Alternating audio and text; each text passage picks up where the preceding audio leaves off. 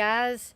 As you'll notice, I know Darren's in here in the chat, but I think some other people were watching. Uh, you might have noticed that I'm not all up in the camera like normal. Steve has finally moved his desk back that way a little bit towards where my Blu-ray shelf is, or one of my Blu-ray shelves, um, where my chair and my green screen are not just all in my back and pushing me all the way up. I actually have some room to work here.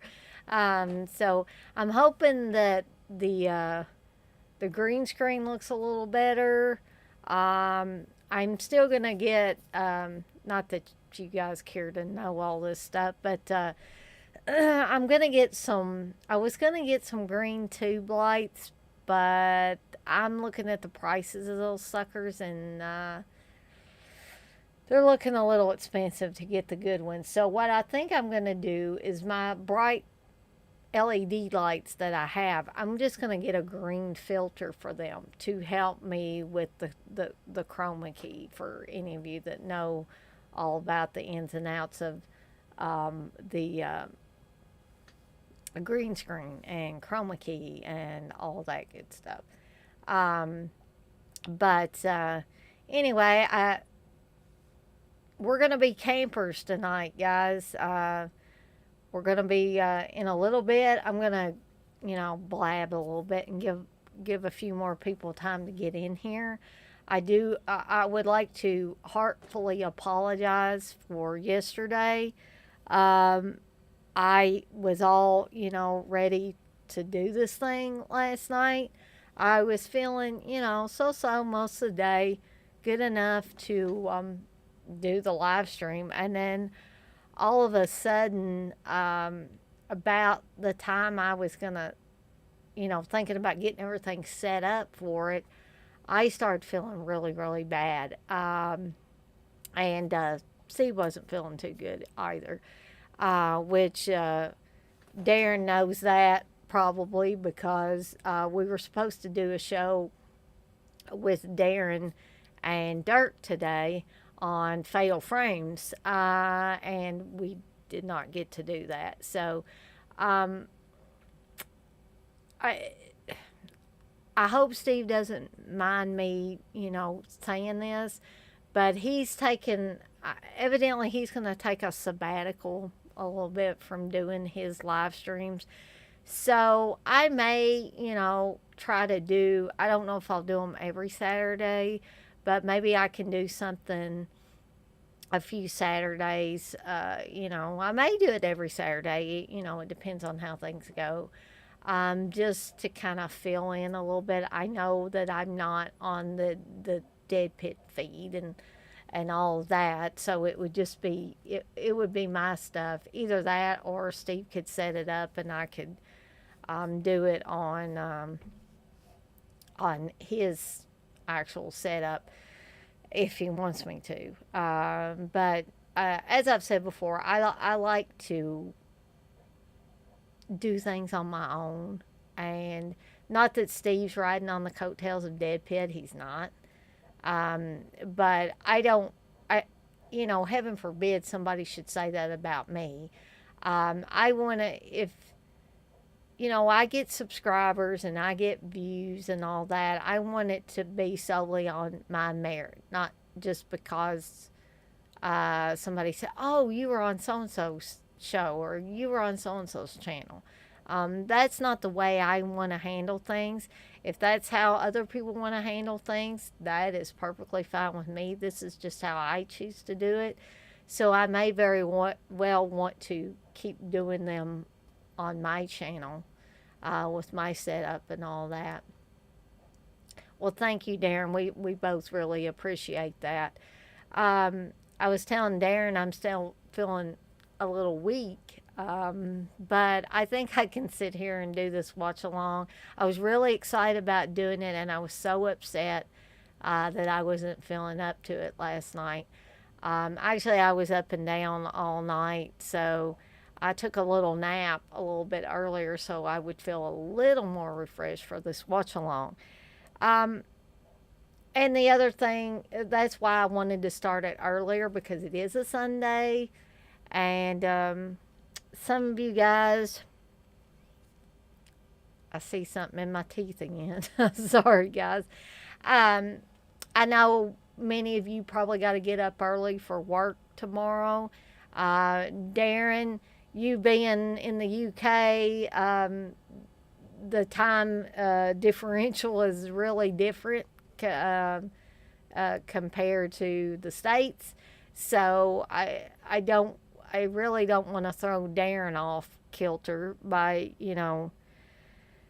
starting too late and going on too late. And the movie that we're going to be doing this watch along for is only 91 minutes. So, and the the version that I got off of YouTube, thankfully, is the uncut version. It appears to be the HD version.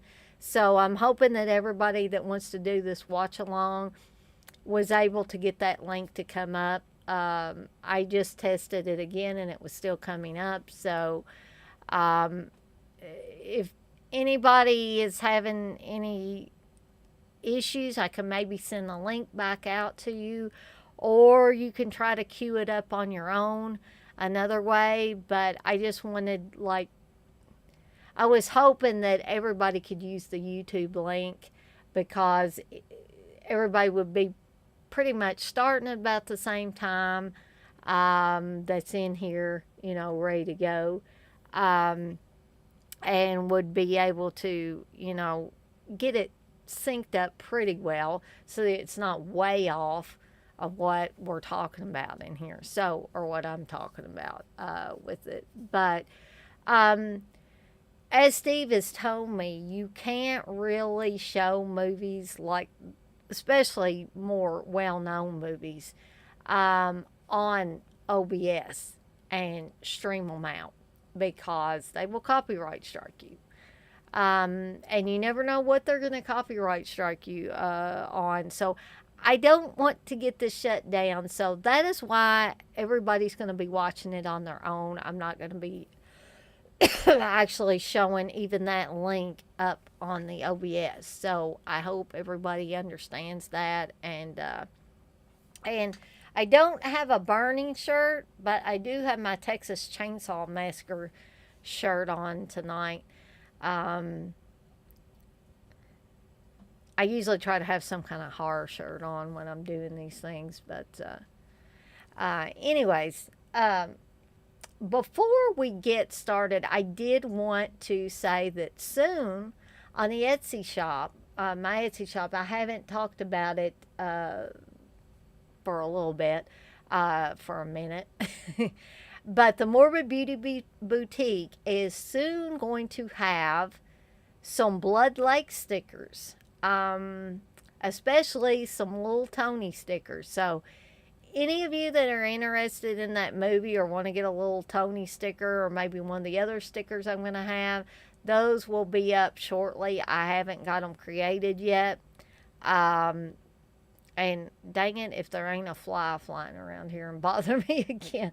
But I'm going to resist the urge to clap because if Wesley Vance comes in here, he's liable to record me again and put me on some video.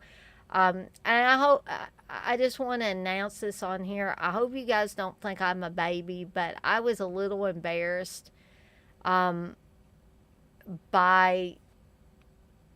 I mean, I don't look good anyway, but I really didn't look good that evening whenever I was doing a stream and I was slapping my hands to get rid of fruit flies because we still got this major fruit fly problem around here.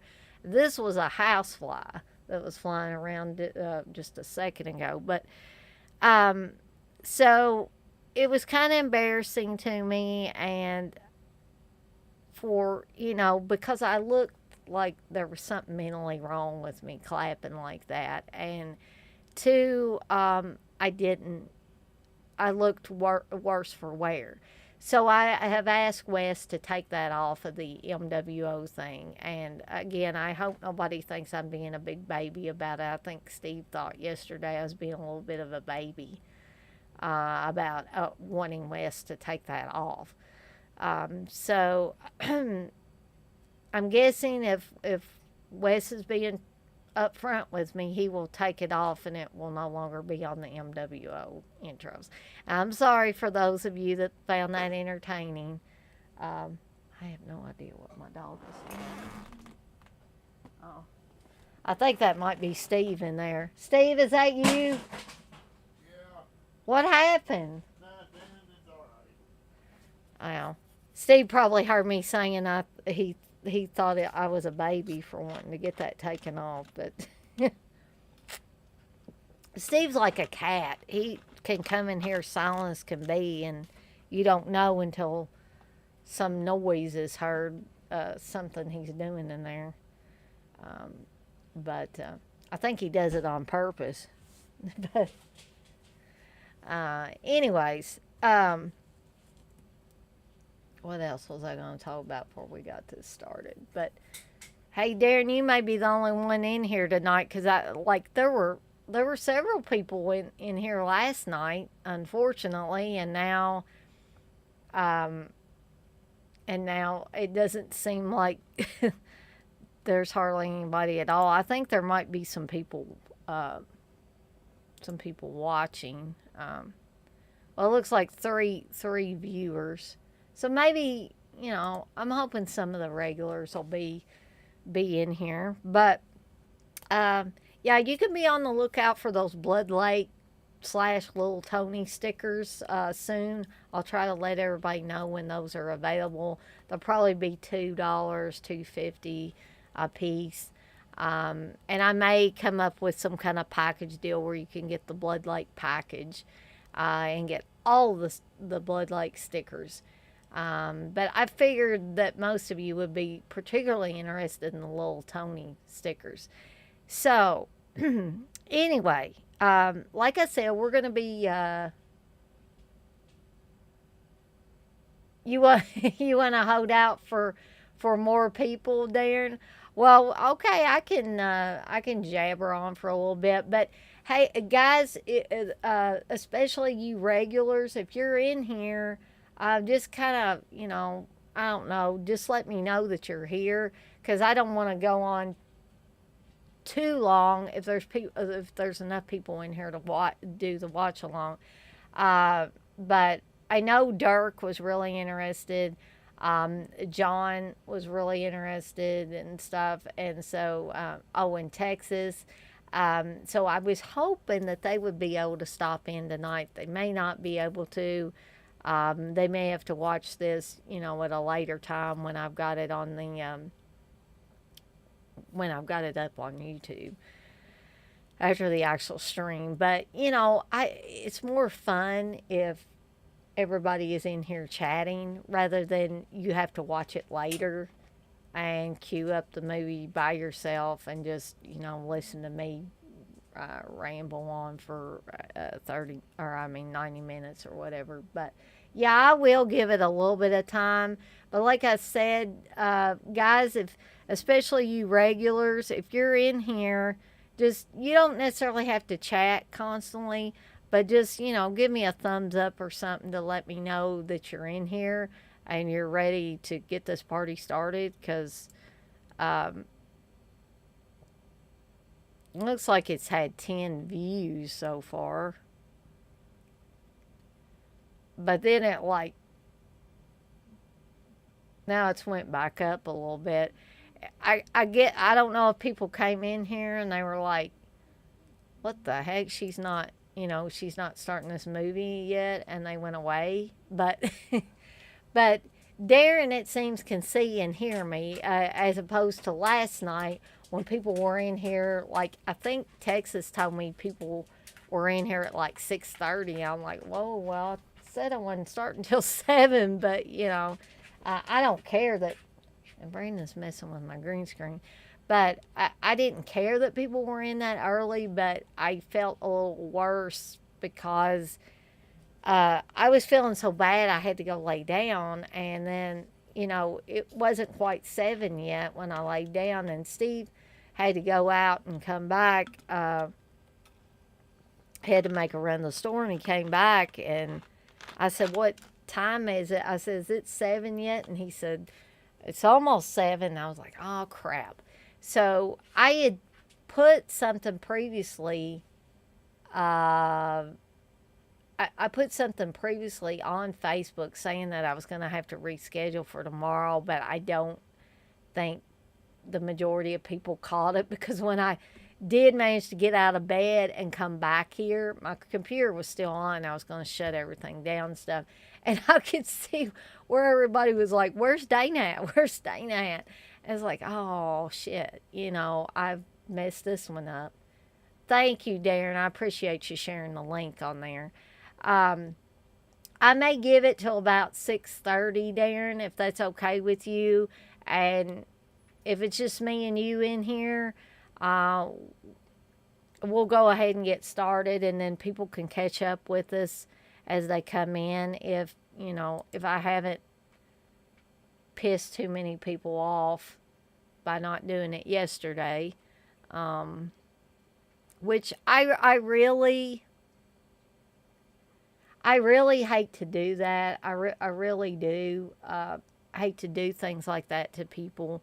And most of the time, unless I'm having technical issues, I'm on time and on here when I'm supposed to be. Unfortunately, my health was playing havoc with me yesterday, and I wouldn't have been good for anybody if I'd been on here. I probably would have been laying my head down on my desk. So um, it would not have been a fun night at all. Hey, X-Ray. Well, we got one more in here. X-Ray, I was planning on starting it at 6, but I'm giving people a chance to get in here if they want to get in on this. And I told Darren if it was okay with him, we'd wait till 6:30, and then we would go ahead and get started and get the movie. Well, I've actually already got the movie queued up through the YouTube link, and then we'd go ahead and get started.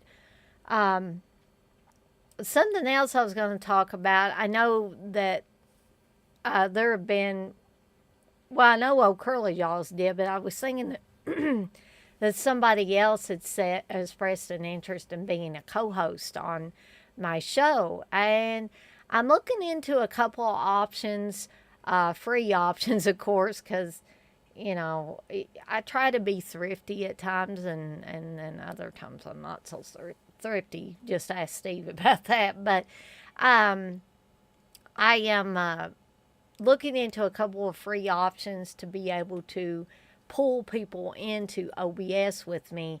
And we'll have the overlays and all that good stuff where it looks more professional. Because I know back when I was doing the 90s horror movies, and I was going by years, I know that Uncle Bill had expressed an interest in being a co-host with me when I got to 1996. And when I go back to those, I'll get to 1996 eventually, and I would love to have him on. I would love to have some of the rest of you on, but I think my hesitancy was not because I didn't want a co-host on here with me at times, but my hesitancy lied in the fact that I really didn't know how to do it in OBS. And, CK keeps telling me, "Well, use StreamYard. It's a lot easier." Well, I understand that, but hey, Phil, it's good to see you in here tonight. I hadn't seen you in here for a while. I mean, you may have been watching, but I hadn't seen you in the chat for a while. Um, but there's two things about the whole StreamYard thing. I think it's a great piece of software. I think it's a great program, and it it seems to work for CK and Uncle Bill and all the Dead Pit stuff just fine. But here's the deal: I started out with OBS. I've gotten comfortable with OBS. I know how to do a lot of things in it, and so I kind of want to stick with it. The other thing about it is I don't even know how much it cost for StreamYard to get that little pesky StreamYard watermark off of StreamYard. And OBS is open source, it's free, and you can do so many things with it. I already have, I'm not using it tonight because I didn't think I needed to use it tonight since we're primarily doing a watch along. Uh, but I have a stream board or a stream deck application on on my Samsung tablet, which means literally that I can have my tablet sitting here on the side of my desk and like just tap things. If I want to transition, I can just tap it. If I want, to switch scenes in OBS, I can just tap it. I think it's going to streamline a lot of stuff as I continue to add things to my live streams. So, um, I've been basically looking at two ways to pull someone in uh, to OBS to be on the stream with me. And one way is for those people that are on Skype or don't mind getting connected with Skype, you can pull a caller in from Skype. And I've already got OBS set up to do that. Now, the other way is a little bit easier way, and it's similar to the way StreamYard does it. You use something called Video Ninja, and you can send an invite to someone that wants to be a co-host on your show. And so that might be another, way for me to do that for people that don't even want to fool with Skype. Because the other thing about Skype is I was watching a video on pulling someone into OBS through Skype last night. And evidently, when you pull somebody in on Skype, all they see is the Skype setup, the Skype, just how it looks in Skype the Skype interface, pretty much.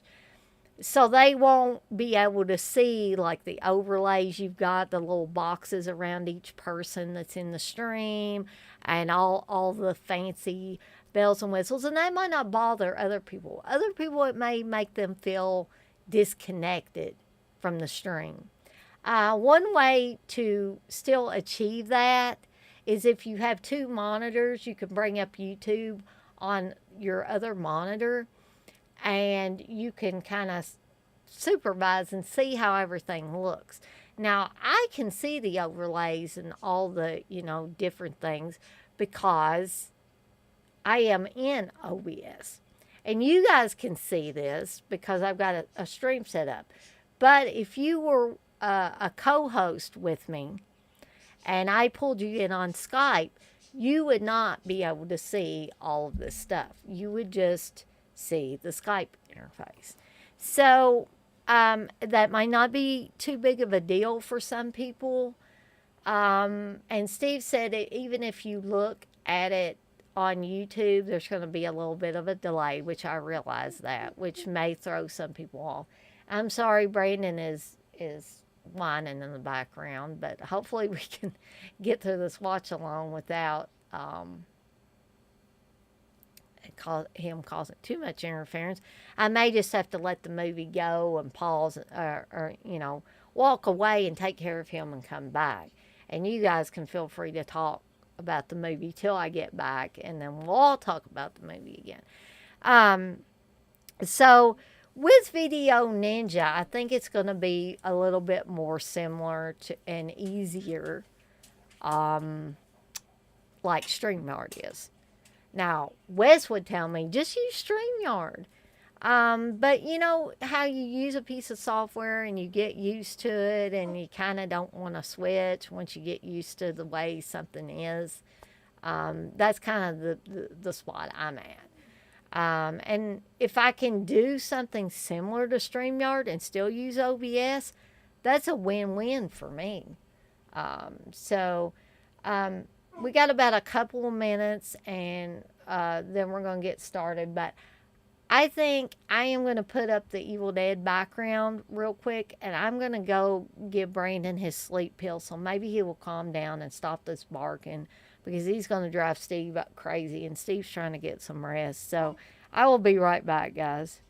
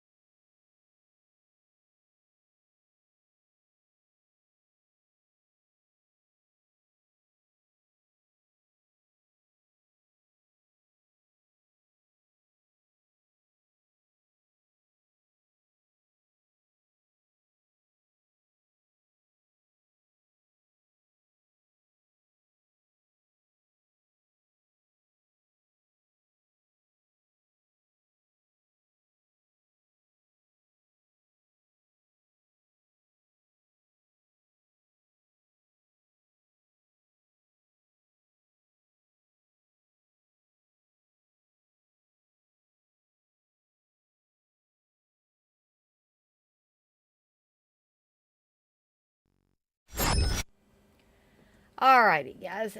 It is now right at 6:30. So, does everybody have? Just give me a thumbs up or whatever. All you guys in the chat, let me know if you're queued up and ready for us to get started here.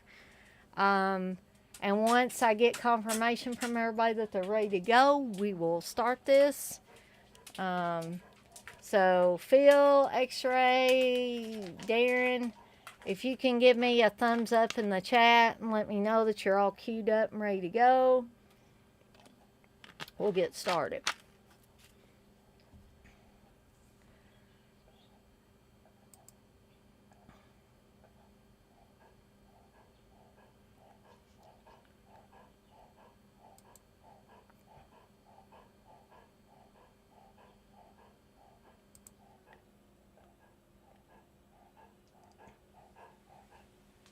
X-Ray, you say you're waiting?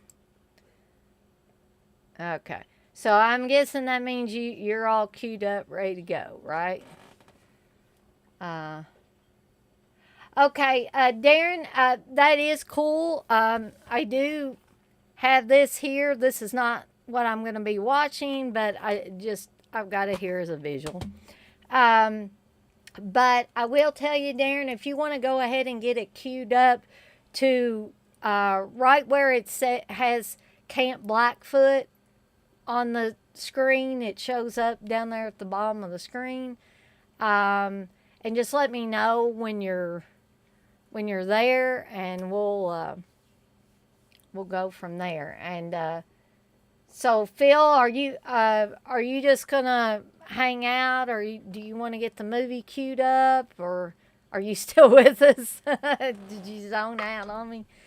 Um, so once I get confirmation from Darren that he's all queued up, and if I don't hear anything from Phil here in a little bit, we'll go ahead and get started, okay? Because I don't want to delay too much.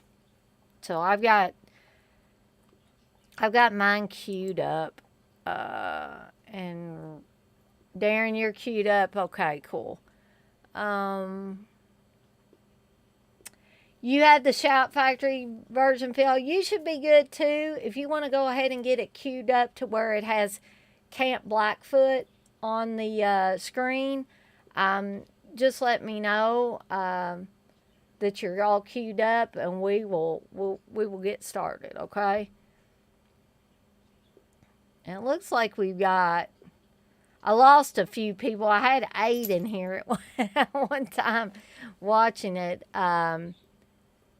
So I'm glad that you guys all had versions. 6:33. Yeah, it is now. I knew it might take us a little bit to get everybody, relatively queued up and ready to go. And if anybody comes in here later, then hopefully they can get caught up to about where we need to be. So looks like Phil's good, Darren's good, X-Ray's good. So I am going to, but I'm going to turn the sound down just a little bit.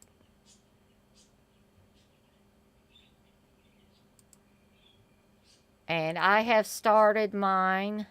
Sorry I didn't do the 3, 2, 1, guys. Sorry about that. But I think we'll all be relatively close on this.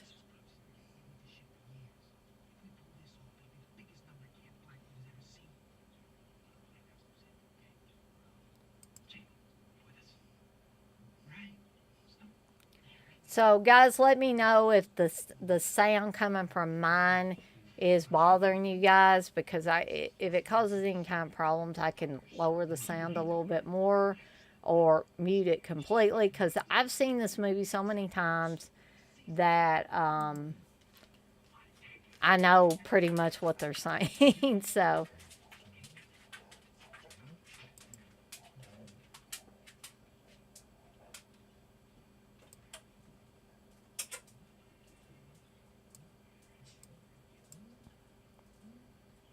I may just go ahead and mute this so it's not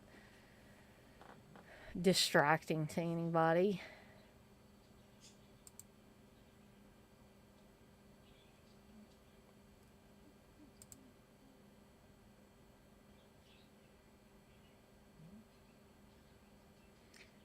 So, Phil, did you say that the sound was distracting to you? So I've got it muted now, so you guys shouldn't be able to hear it. Um, you should only be able to hear your volume. So we've got the setup here with the campers talking about the caretaker Cropsy, and they're gonna play a trick on Cropsy because Cropsy's been basically a shit to them. So we don't, at this point, we really don't know what they have in the box for sure. I mean, those of you that have seen this movie before, of course, you know what's in the box. But for any first-time watchers of this, you're not really gonna know just yet what it is. Um, and I tell you what, the high definition version of this movie makes things look a lot clearer, and the dark shots are not nearly like, they're not muddy like they used to be on old VHS tapes. And at one time, it was very hard to get the an uncut version of it. And I don't know how many of you guys know this, but many moons ago, Amazon put out The Burning with one of those kind of, or at least on, I never bought this version, but so I don't know exactly what it looked like when you bought it. But they had a VHS copy of it, and when you looked at it on Amazon's site, um, it looked like some kind of generic cover. I don't even know what you would call it. I can't remember exactly what it looked like. It was like yellow or gold or whatever on black, and um, I guess it was like just like an Amazon exclusive type thing. But what Amazon did, from my understanding, is they accidentally put out the uncut version instead of a rated R version of the film. And so it had everything in it. So people were going crazy over that for a while. Now, when I saw this movie originally, I believe I saw a cut version. And I saw the video at a video store that I went to quite a bit during the later days of my video store visiting days. And we're going to see what this is here real quick. I'm going to take a pause in it. It looks, to be a fresh skull. And then poor Cropsey knocks it over on him. The kids didn't mean for this to happen. They just wanted to scare him. Or scare the shit out of him. And they didn't count on gasoline getting knocked over and the fire being worse. Actually, I believe, well, I know the legs that you see are Tom Savini's. And I thought that the arm that you saw on fire was Tom Savini's as well. But then the actual Cropsey busting out and running and falling down into the water was a stunt man. And I believe it was a young guy, and he died in a stunt sometime later, or doing a stunt. I think a helicopter crash occurred, and unfortunately he was killed. Now, this is a week later,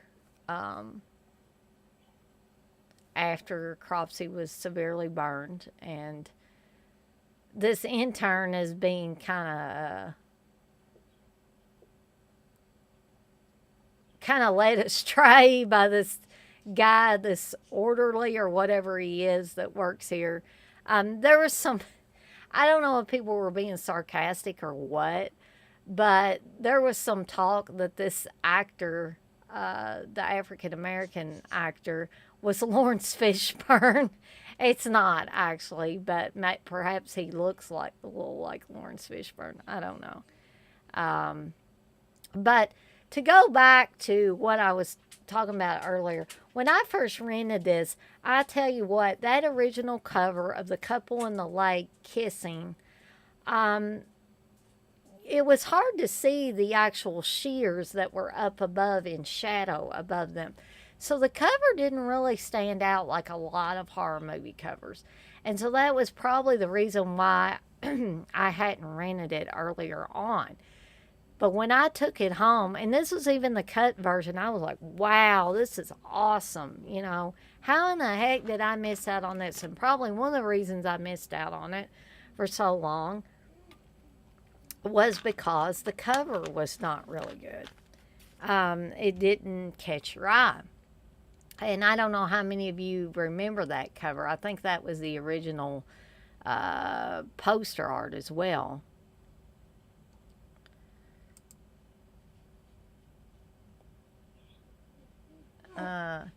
So I'm going back and forth between the movie and this chat. So Darren, you say, anyone prefer this to Friday the 13th? I do. In some ways, yeah, Darren, I do. And I even, although CK continually disagrees with me on this, I think it's a better film than Mad Men. It's not that I don't like Mad Men, that I don't enjoy Mad Men, but I just, Aaron,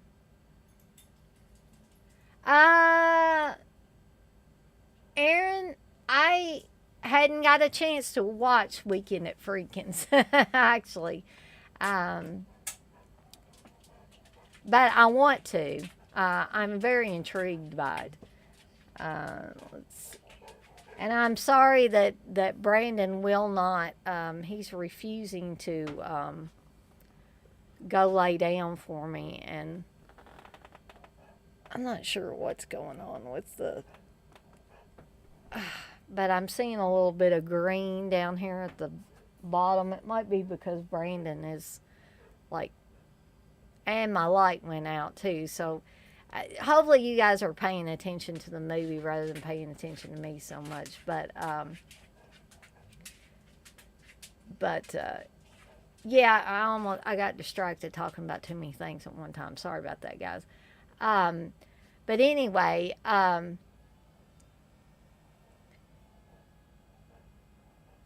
yes, Wes, we know you think Madman is better than The Burning.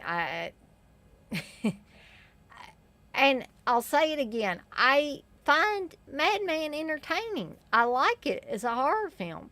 But if I had to pick my favorite between The Burning and Madman, I would say, in my opinion, The Burning's got it beat.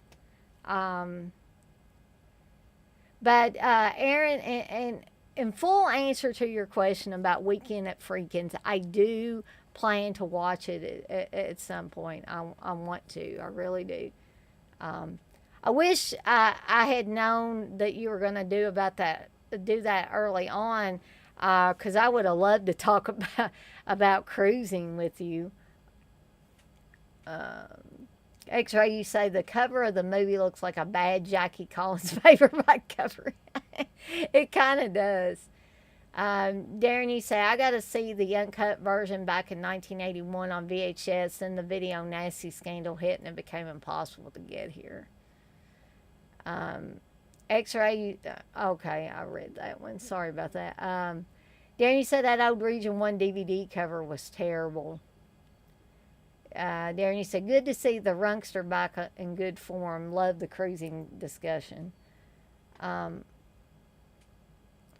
okay, Wes, you are entitled to your opinion. You say it doesn't, though. Madman is better than The Burning in a lot of levels. The Burning is essentially a gigantic Friday the 13th ripoff with good gore and nothing else going for it. LOM. Again, your opinion, Wes. Your opinion. I mean, and it's a valid opinion, and I am not going to say anything bad about it, but I personally prefer The Burning over Madman. X-Ray, you said the cruising stream last night was baller. My one gripe, though, not enough talk of the black cowboy in the jockstrap. Aaron's going to have to do a redo with Runk, and they'll have to have more black cowboy talk. But going back to the movie here, we're getting ready to see the first uncut kill of the movie. And let me tell you something about this. Like, I know all hookers aren't created the same. You know what I mean? And I'm not saying the woman's ugly or anything, but if you guys were looking for a hooker, would you go with this chick? I mean, maybe because he's badly burned or something, he thinks that she wouldn't really care as long as he gave her money. But she doesn't seem too happy to have a little tryst with him, and she's going to be a little worse for wear here shortly. So the scissors are very prominently shown there, and oh yeah. And he doesn't just stick those scissors in there. He's moving them around, spinning them around. And you definitely didn't get to see that extra action in the belly area on the cut version. And you may not have seen so much of that blood on the mirror either. Now we're getting to the camp scene. Or the camp scenes. And this is Camp Stonewater. And you'll see Fisher Stevens there on the far left. You're going to see Jason Alexander here shortly. There's a lot of now well-known actors and actresses in this movie. There's the chick with the bikini uh, swimsuit bottoms.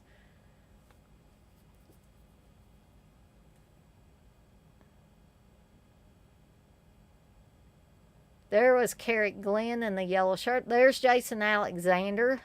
Very young Jason Alexander when he had hair. Close up of that chick's ass. Um, but you saw Carrot Glenn run by in the tight yellow shirt. And Carrot Glenn was also in Girls' Night Out, which is a movie that some people don't like either. And I do enjoy. Eddie just came and goosed this chick.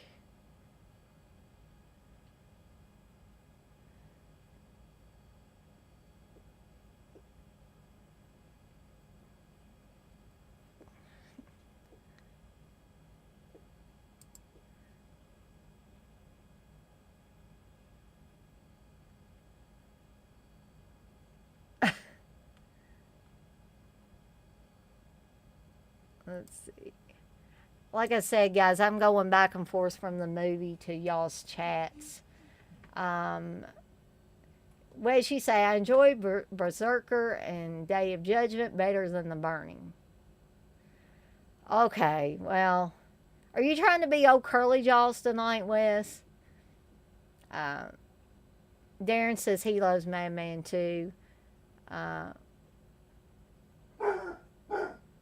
I don't know what's going on. Sammy's barking, but what drunk guy last night Texas? Who was that? Was that? I wish Sammy'd be quiet. I love all my dogs, but they're super distracting whenever I'm trying to do these streams. I may have to get up and see what is going on with him. I don't know if Steve's walked back in the room or what, um, but I guess I missed out on the drunk guy, or was he in? Was he in the freaking thing?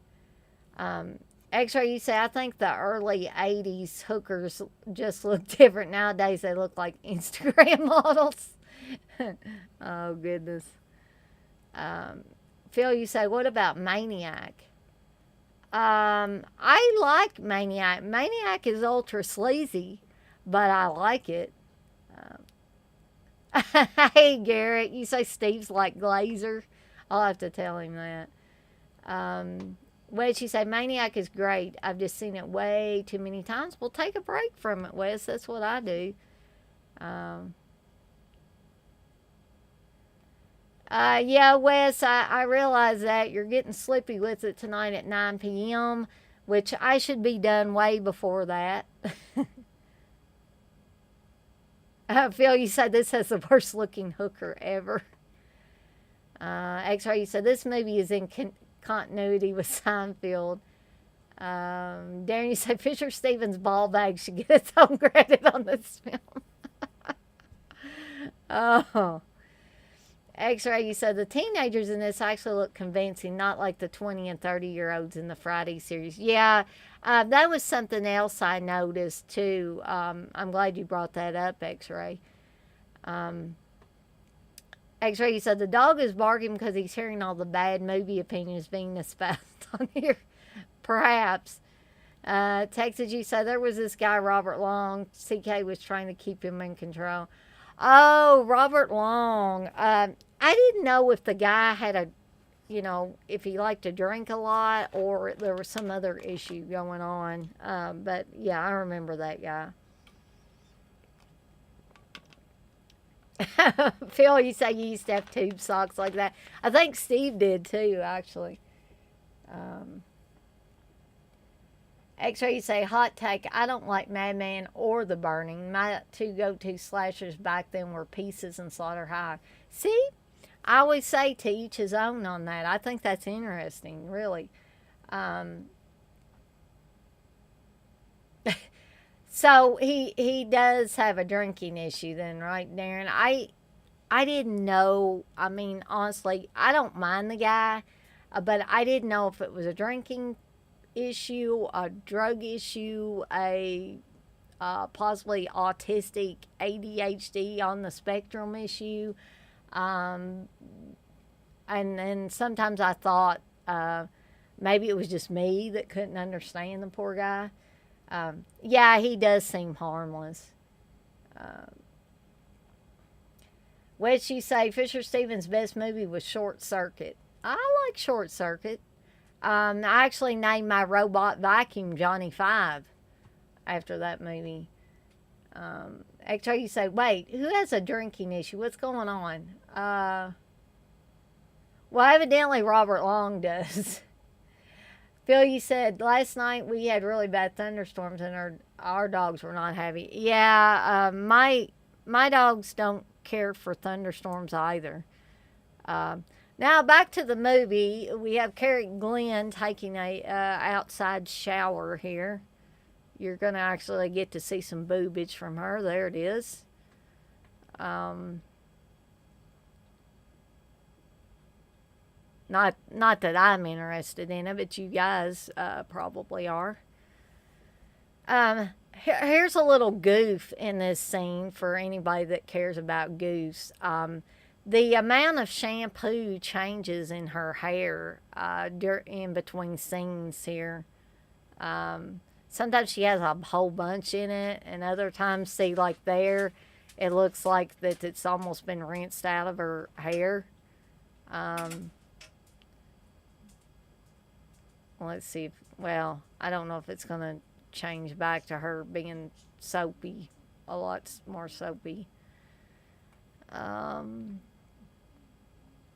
and one thing that is not in the original Friday the 13th during the main part of the film is there's no campers. There's just counselors because they're getting the camp ready. In this movie, you actually have some campers, um, and so I think having younger kids campers adds a more of a danger element.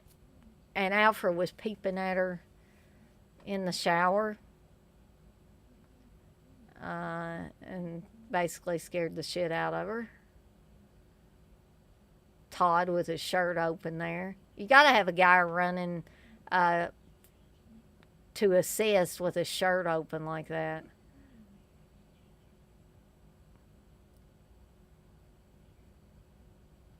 Eddie's liking this. But Eddie in his own way is a little bit of a perv. So as you will see as this movie goes on, he's only interested in getting some nookie, especially from that one chick that had the bikini swimsuit bottoms on earlier. Uh, Now Todd's buttoning his shirt up. You know, it's time to button your shirt up, dude. He's got one of those jean shirts on that my dad used to wear when I was a kid.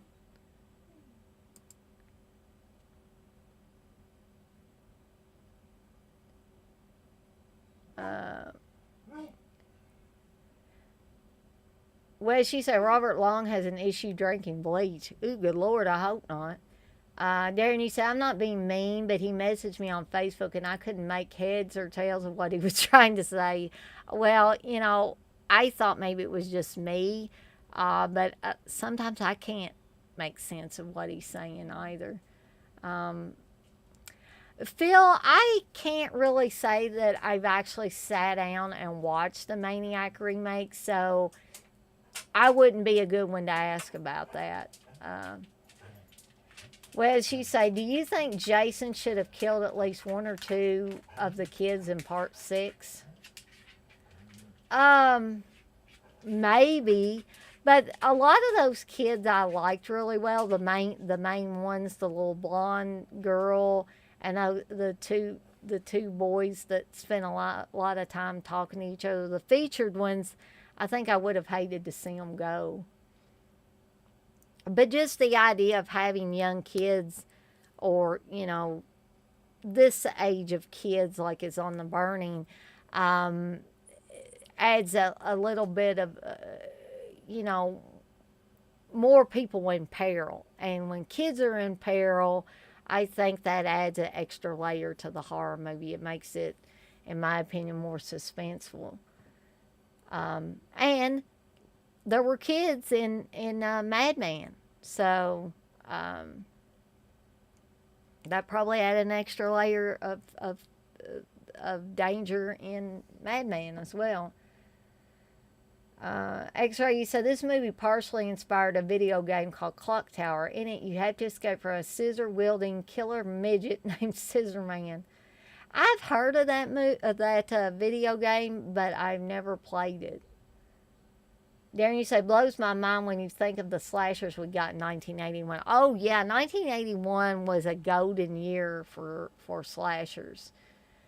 X-Ray, you say, off topic, Dana, have you ever witnessed snake handling? Is that still prevalent down south?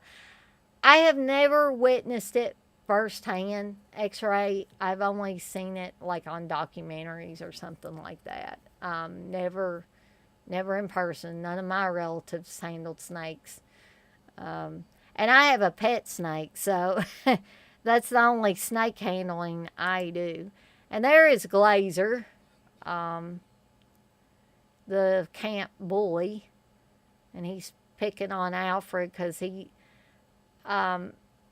only thing he really is interested in is getting Nookie from Carrie Glenn's character of Sally. So Todd's going to have to get a little tough with Glazer here.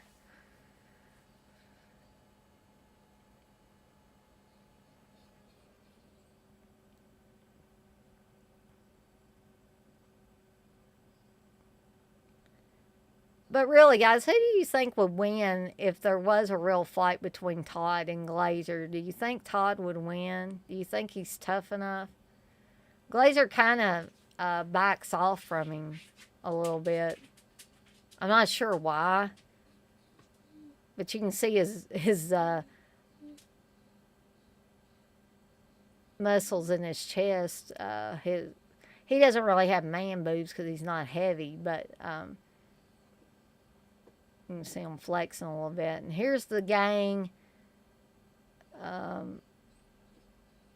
coming to teach Alfred how to swim because they're getting ready to go on a canoe trip. And as Jason Alexander's character so nicely says, if you go in the water tomorrow, I'm not going in after you. There's the girls. And the other thing I like about this, and you guys may laugh at me, and I'm not making fun of these girls at all, but there is a heavy set girl here that's on the dock out there, and she's not made fun of. She's able to be, accepted by the rest of the girls. It just seems like there's a variety of body types and how the girls look, and Alfred's getting ready to be pushed in the water here by Glazer. Glazer thinks that's freaking hilarious. And the girls are all like, what in the hell?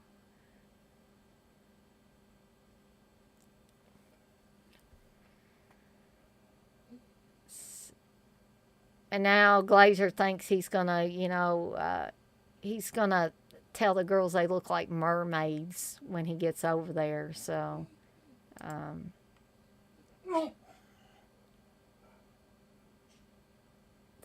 hey Texas, hey TJ,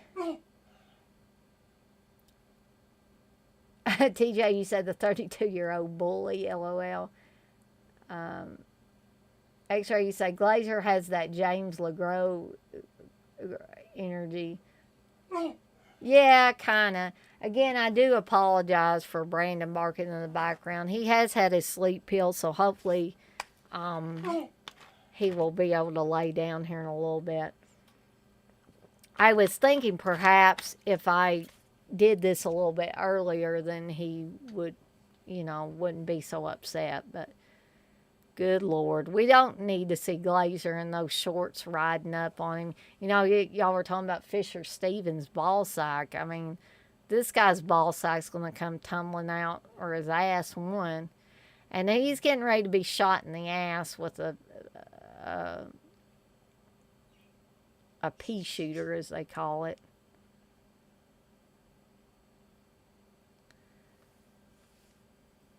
I think Jason Alexander is great in this movie. I mean, you can really see that there were some talented people in this movie, which you don't. You know, there were soap opera actors and actresses that showed up in many of the Friday 13 films and things like that. Um, and you know, like with Nightmare on Elm Street, there was Johnny Depp, there was Heather Langenkamp. Um, John Saxon, I think, had already established himself by that point. But as far as young actors, but you didn't see that a whole lot. And it seems that we're going to have to see Fisher Stevens' ass and the other guy's asses too. Um, but you didn't see something a movie of this caliber, which really it's just a slasher movie, guys. Um, that has this many up and coming actors and actresses. Holly Hunter, if you missed her there on the dock, what the hell is Glazer doing with that dart? But anyway, you're going to see Holly Hunter. I'll point her out here in a little bit in case you haven't noticed her yet. And Holly Hunter's quite young on this too. And so they got Playboy and Hustler there. Woodstock has Hustler. And this appears that this is Cropsey kind of lurking around their cabin. Although these don't really look like cabins. Sammy's barking again. I don't know why. Because these are brick, it appears. We really don't get, or you guys don't really get a good look at the chicks and the centerfolds of these magazines, and it might be because of a copyright thing. I'm not really sure. You're not even really seeing the front of it either. But you can tell that's a Playboy. And evidently, Glazer asked for some lubricated rubbers and he didn't get them. And so now he's mad.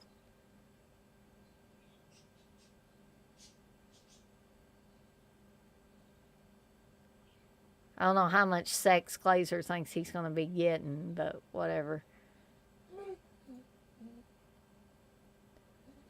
But we're going to see a real quick flash of Cropsey here. There we go. You don't really get to see the makeup that much there. But that was a nice little tease, I think.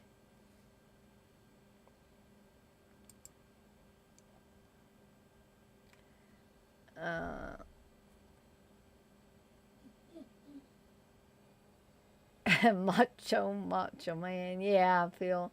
X-Ray, you said the characters in this have some personality to them. They do. That's something that I think, although Mad Men's not entirely lacking with people with personality, it's just compared with these characters, in my opinion, I think some of the characters are a little flat in Madman and seem more generic than these characters in The Burning. I'm waiting for Wes to come back with something here. You never know, Phil. If Jason Alexander could have had a toupee on. Yeah, X-Ray, the dog knows Cropsey is lurking. I think it's just because Brandon won't quit barking. And then Sammy gets stirred up because Brandon's barking. Hey, John, you're just stopping by to say, hey, dog issues last 24 hours, so just now back to normal. Oh, I'm sorry to hear that, John. I hope all things are well with your dog. John, you say I like Madman and Burning, but I rewatch Madman more. Uh, oh yes, dogs and vet bills expensive. Yeah, I definitely agree with you on that. We had to take Brandon here recently, and he had like double ear infection, double eye infection. It's just like, now Glazer's trying to get Sally to ride in it. I think I think he wants her to ride in his canoe with him tomorrow. Um, Maybe Jason Alexander went bald really early. Maybe that is a toupee.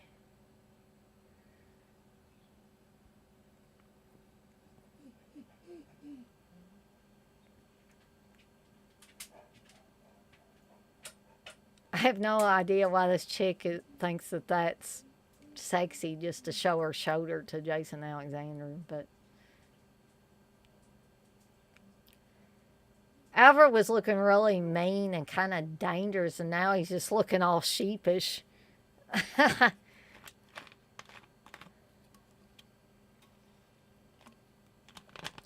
And Woodstock's going to get his vitamin E, and Jason Alexander just pulled his pants down.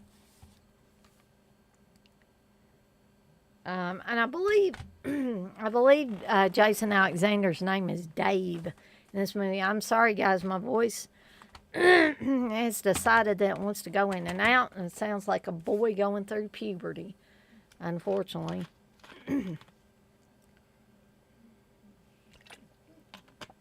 And here is the head of the camp, who you don't really see this guy that much, especially since some of the older kids are getting ready to go on the canoe trip, and he's going to be back at camp with the younger kids. But it appears that all of the counselors go on this canoe trip. So is the is the head of the camp having to take care of all these little kids? I mean, that seems kind of odd.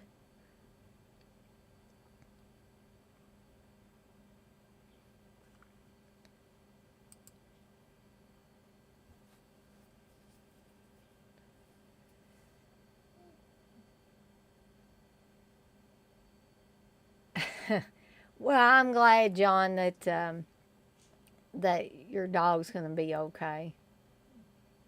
I feel you say no sex with those swim trunks. Johnny say, yeah, Glazer looks way older in this movie. Yeah, if you would have to pick the one that looks the oldest, I would definitely say Glazer.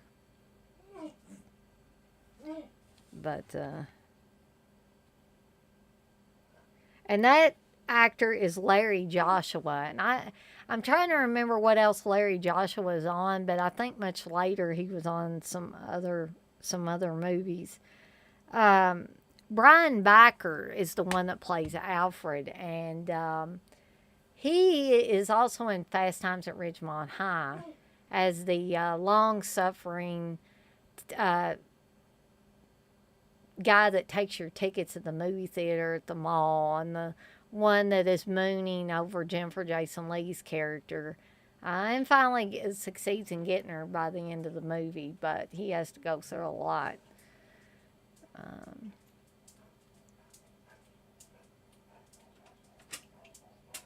Boy, Fisher Stevens got it's Zit City on one side of his face there.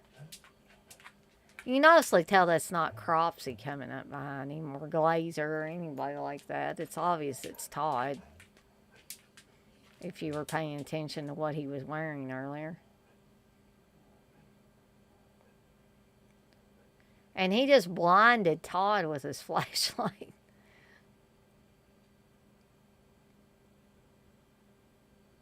And I don't understand why the kid that they call Fish kind of went in with Glazer and played this trick and told Todd that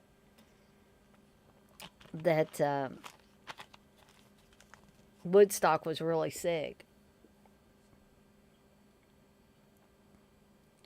Todd's pretty pissed now.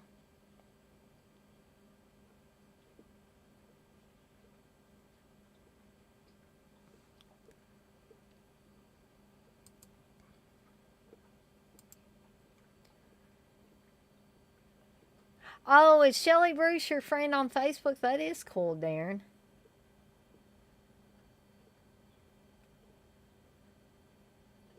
Yes, Shelley Bruce, Tiger, in the baseball scene, played Annie on Broadway from 78 to 79. Useless trivia, I remember.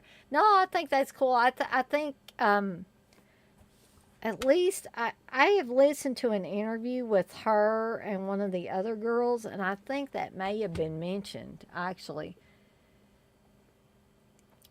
Johnny said about every year a dog will be like, hey, how about a huge ass vet bill? Exactly, exactly. Part of it, I've learned a lot from mistakes over having him 30 years. Um,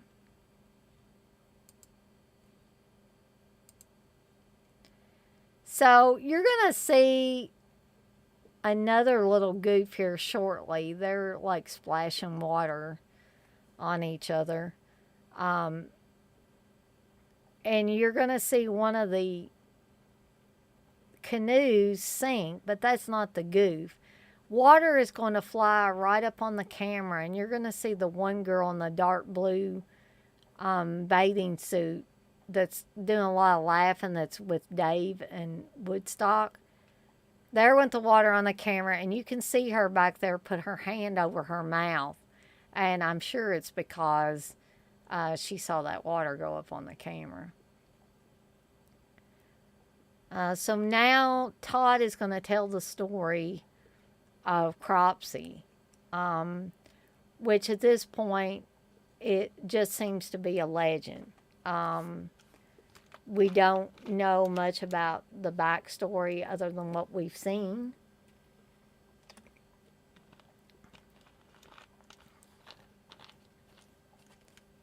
Does anybody remember how old Shelley Bruce was when this movie was made? Because she looks a little young, but I don't think she's that young. And I was just trying to remember how old she actually was. I think she's one of those kids that looks young, but is actually older. At least Todd doesn't have a Mrs. Voorhees sweater on here. It doesn't appear. It looks like it might be a sweater, but it doesn't look like a Mrs. Voorhees sweater.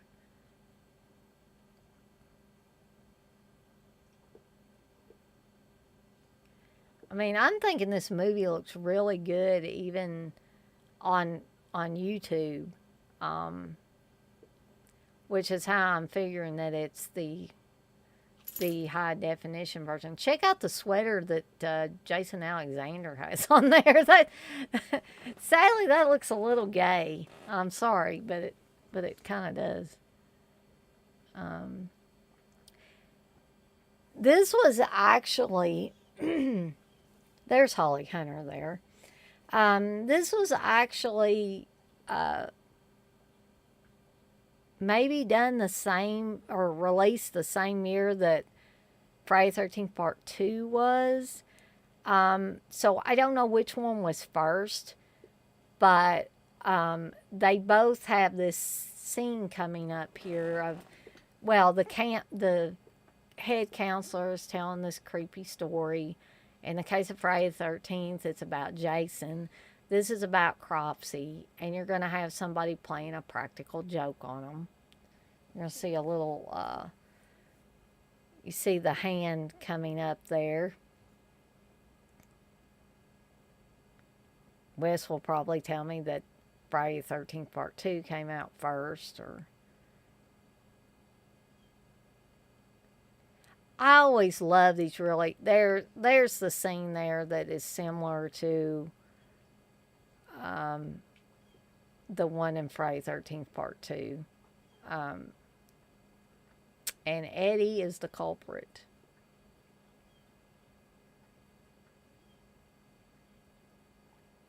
But I was going to say, I always love these camp story setups. They are really, to me, they're so nostalgic because I don't specifically remember sitting around a campfire and creepy stories and legends being told, but sometimes I would get together with friends and cousins and stuff like that, and we would tell creepy stories at night. Some urban legends, some other types of stories, and that was always so. When I see these campfire scenes where they're telling creepy stories, it really gives me a sense of who I was when that time period when I was younger, and being able to share in that with my friends and my cousins and things like that. Because I always loved to tell stories like that too. Now we've got the scene where Eddie and I'm trying to remember this chick's name. I've got my volume turned down, so I've completely forgotten her name, but he's trying to have sex with her. So, and I don't know, I can understand somebody being nervous if it's their first time with sex, but she almost acts like a little girl about the whole thing, like being scared for him to kiss her and stuff like that. She kind of pulls back. So Karen, that's her name, Karen. So Eddie's trying to get Karen to come out in the lake with him, but she's also kind of naive here because the dude's taking off all his clothes. He's going out in the lake. She's taking all her clothes off. And she doesn't think he's going to want something when she gets out there in the middle of the lake. That's either very stupid or very naive one. So she goes out here with him, and she's letting him see her full body there. Brandon, we gotta be good, buddy. Um, so she's swimming out here to him.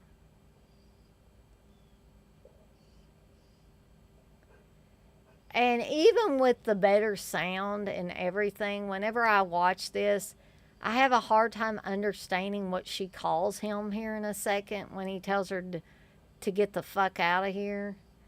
Um, and that is not the two people that they show on the poster in the old video box in the lake. It appears that it's Todd and his girlfriend, Michelle. So they don't even have anybody that looks like these two people in there. See, she slaps him and calls him something, and he splashes water on her and says, "Get the fuck out of here," or something to that effect. So she's really upset now.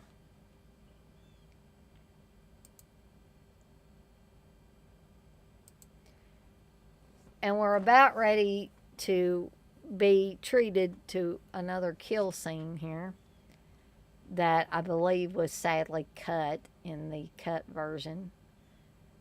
She has white butt syndrome there. And somebody has scattered her clothes all over the woods here.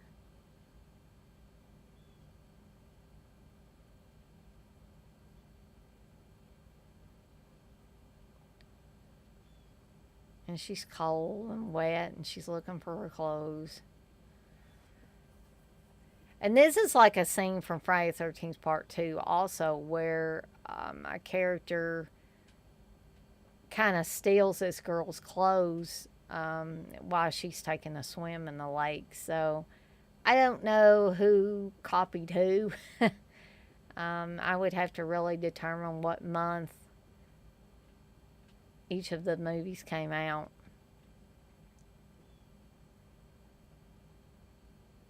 She's still trying to find her clothes.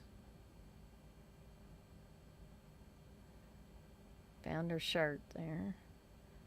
Now she's just got to find her little jumper or whatever she had on. Well, there's her socks, it looks like, but she's like, I ain't worried about them. Oh, damn. Shears are out.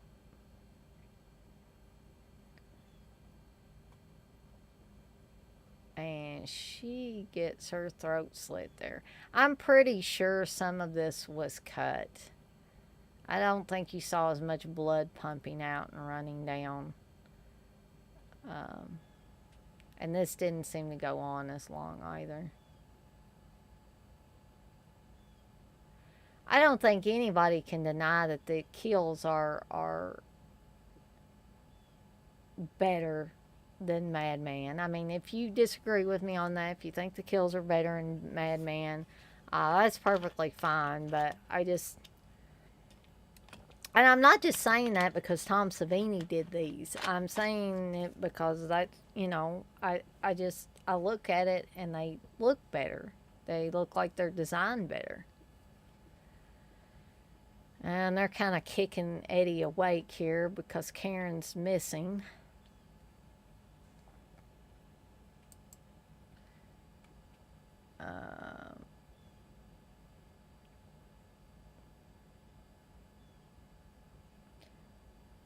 TJ, you say Shelley Bruce was born in 1965, so she was like 15 or 16 here.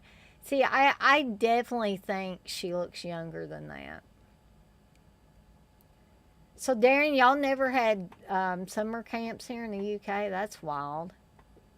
That's something I didn't know. Villa, you say Cropsey LLC.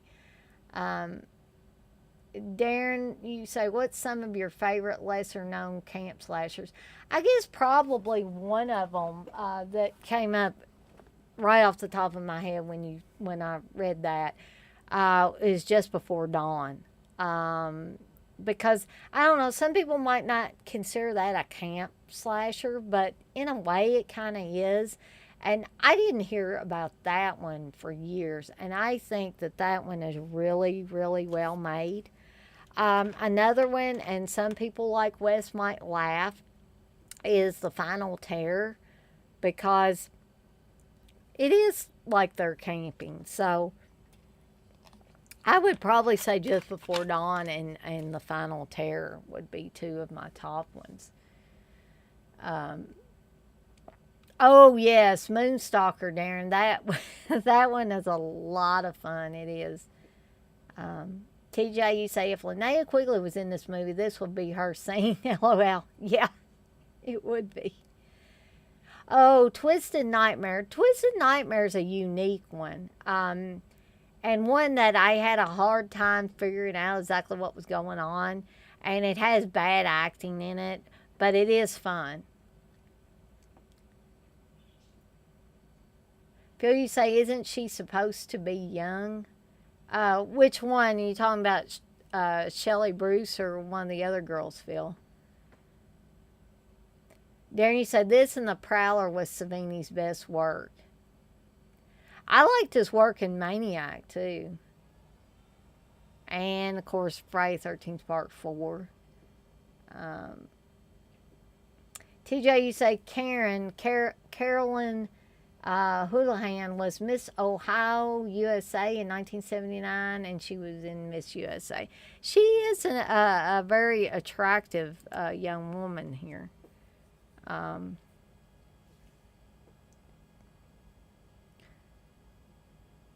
Woodstock's playing with his pea shooter there, and there's Holly Hunter in the foreground there. There she is, and throwing. They're all throwing some stuff at each other, pretty much.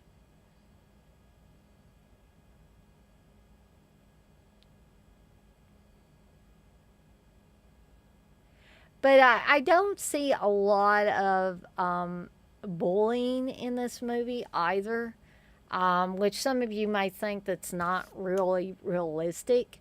But I think it's refreshing. Other than Glazer, who is a big bully and is pretty much mean to everybody, he doesn't discriminate when it comes to his bullying. And so all the canoes are gone. Karen's missing, and all the canoes are gone. So everybody's trying to go around and find stuff that they can use to make a raft to either find one or two of their canoes, or two, get back to camp. And I don't know why this one chick thinks that this small plastic jug, is going to help them build a raft. The one girl's got a Foxy Lady shirt on. And Glazer's still trying to get Nookie from Glenn. He's never going to give up. But it's like, I guess he would take her right out there in the open. He doesn't care. He probably would have had sex with her out there on that dock in an earlier scene. This guy's as horny as I don't know what.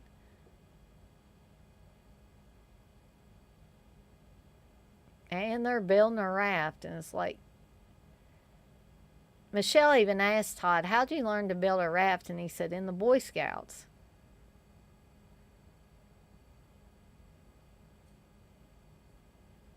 And we know this is Cropsey again. How?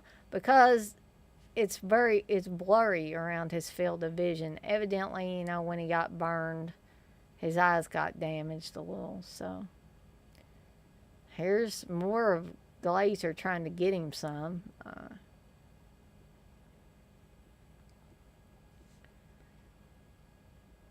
She keeps telling him later, maybe.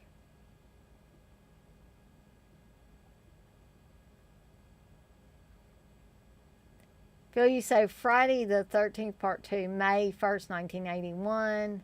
Okay, so Burning came out a few days after.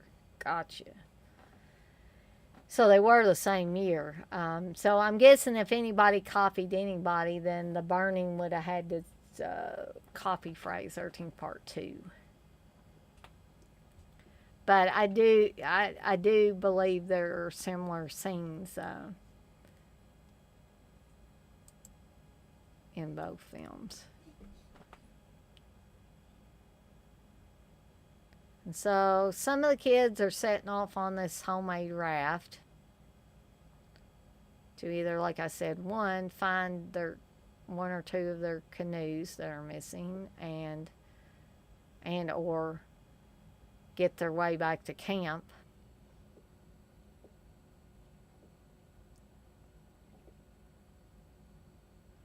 Leaving behind Todd and Michelle with the other kids. Now, a lot of people, this scene that's going to come up where it's a really pretty big gore scene. A lot of people say that this is the only good thing about this movie, is this raft scene. I've even heard Wes say that all the Burning's got going for it is this raft scene. I beg to differ. I think this is a great scene, but this has other great kills in it. I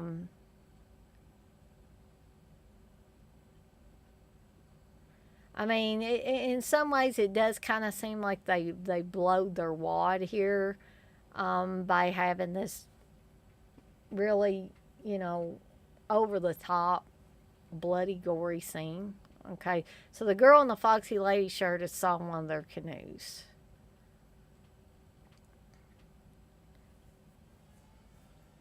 And part of this scene is what always shows up in the trailer, of course, because it's something that would make people want to watch the movie. And I don't think they drag this out too awfully long.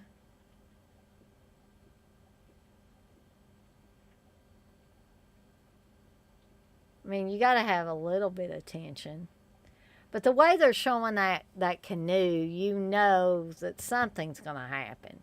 Especially as guys and gals that have watched a lot of horror movies, you know, the way they keep showing the half of the inside of the canoe, and the way they keep showing it like this, and then they keep switching back to the kids on the raft.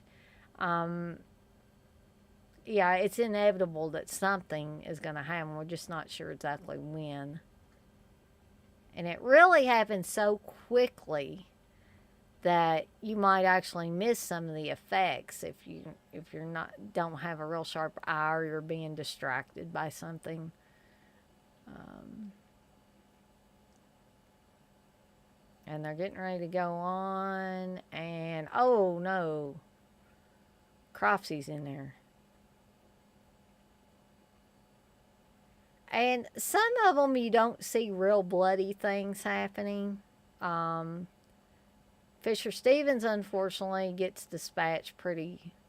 It's pretty gory. Eddie, yeah, it's and that there's extra there.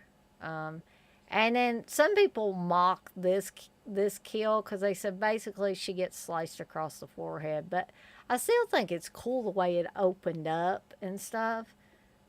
Every kill didn't have to be, a super ultra gore fest. Um, and then we see Todd and Michelle hanging out in the woods here.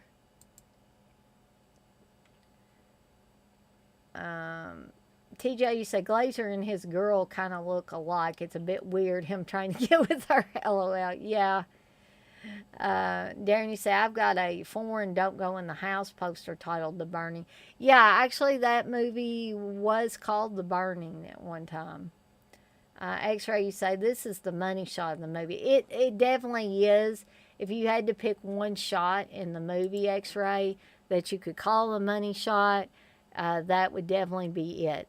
Now, if I have one fault with this movie, it's this. They spend too much time with Todd and Michelle, like walking through the woods and having this conversation. It adds nothing to the movie. It doesn't move the movie forward or anything. They're not really doing anything other than talking to each other and tickling each other and kissing. And I mean, it doesn't culminate in sex or anything else. So there's no, and they don't get killed here. So there's no payoff.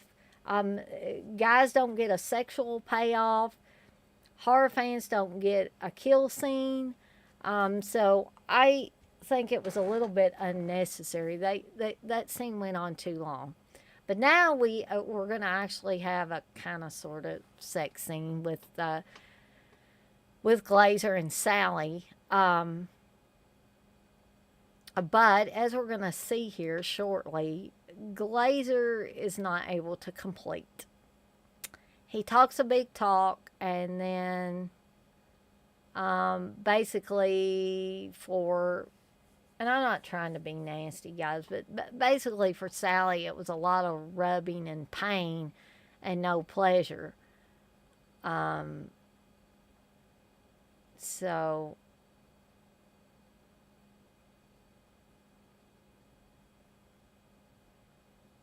So she's like, "Is that it?" And of course, he's doing the guy thing. He's angry because he couldn't complete, and he's telling her he's sorry, and she's a little pissed because, like I said, he spent the majority of the movie talking this big talk about what a sexual master he is, and then he can't even satisfy her. So, um, but then she kind of cools down a little bit and says that maybe they'll try again. And so, unfortunately, we're going to see Glazer's ass here in a second when he gets up to go back to camp to get some matches for him.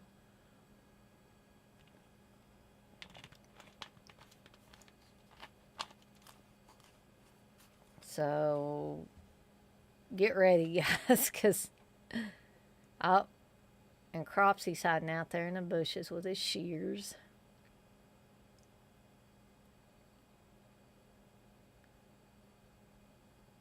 Yeah, he's going to get some matches and build him a hot fire. or so he says.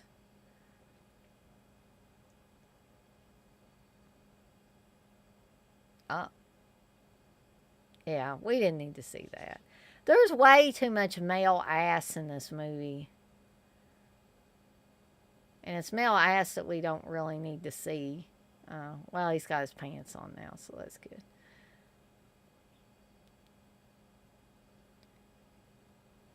And so Sally's just, kind of waiting for Glazer to get back so they can have that hot fire and try to have sex again. Because that's what you can do when you're younger. You can have sex multiple times in one night or one day or whatever. So she's just kind of sitting there waiting for him, and um, she's about to get done in by Cropsey.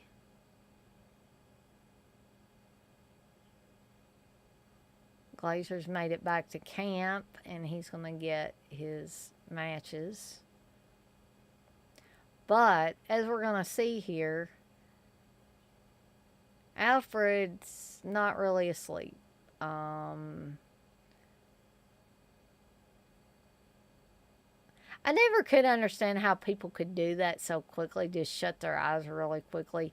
Another movie where that's kind of prominent is The Evil Dead, the original Evil Dead movie, where Bruce Campbell does that thing where he's got the necklace for his girlfriend in a box and he's holding in his hand, and it's like he looks like he's asleep, and every time she looks away and is going for the box, he opens his eyes, but he's able to close them real quick. So Alfred's following Glazer here.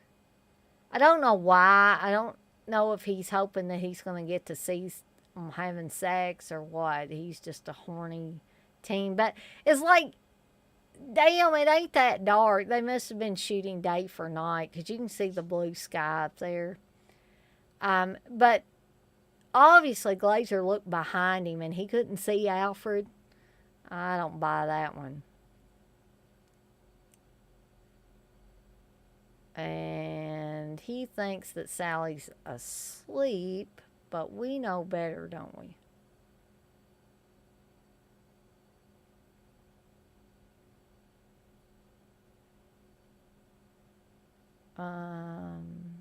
Yeah. Oh, it's a 2-for-1 sale. Cropsey's cashing in, isn't he? And I believe those legs were actually Tom Savini's legs. This is another shot that is more bloody if you watch the uncut version. Look at all that. But he's still breathing, of course. But that could have been his final breath or something because they cut it pretty good. So then Alfred is like totally freaked out, and he's going back to get Todd because he wants to show Todd what is happening. At first, Todd thinks he's playing some kind of trick.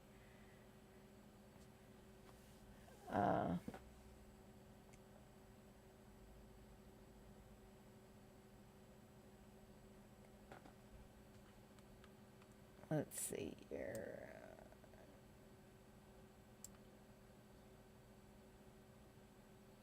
Darren, you said one thing that sets this apart from most slashers is there's a final boy instead of girl. Yes, there certainly is in Alfred. TJ, you say without the kills, it's kind of like they were trying to make a dramedy summer camp movie. Not as good as Meatballs or anything. Yeah, I get that. It does seem to kind of have a Meatballs type of element, a vibe. Actually, Aaron, I don't. Male ass is not something that turns me on. I'm more of like the look at a chest or eyes, or, I'm not lying. That's honestly how I am. Those are things that turn me on.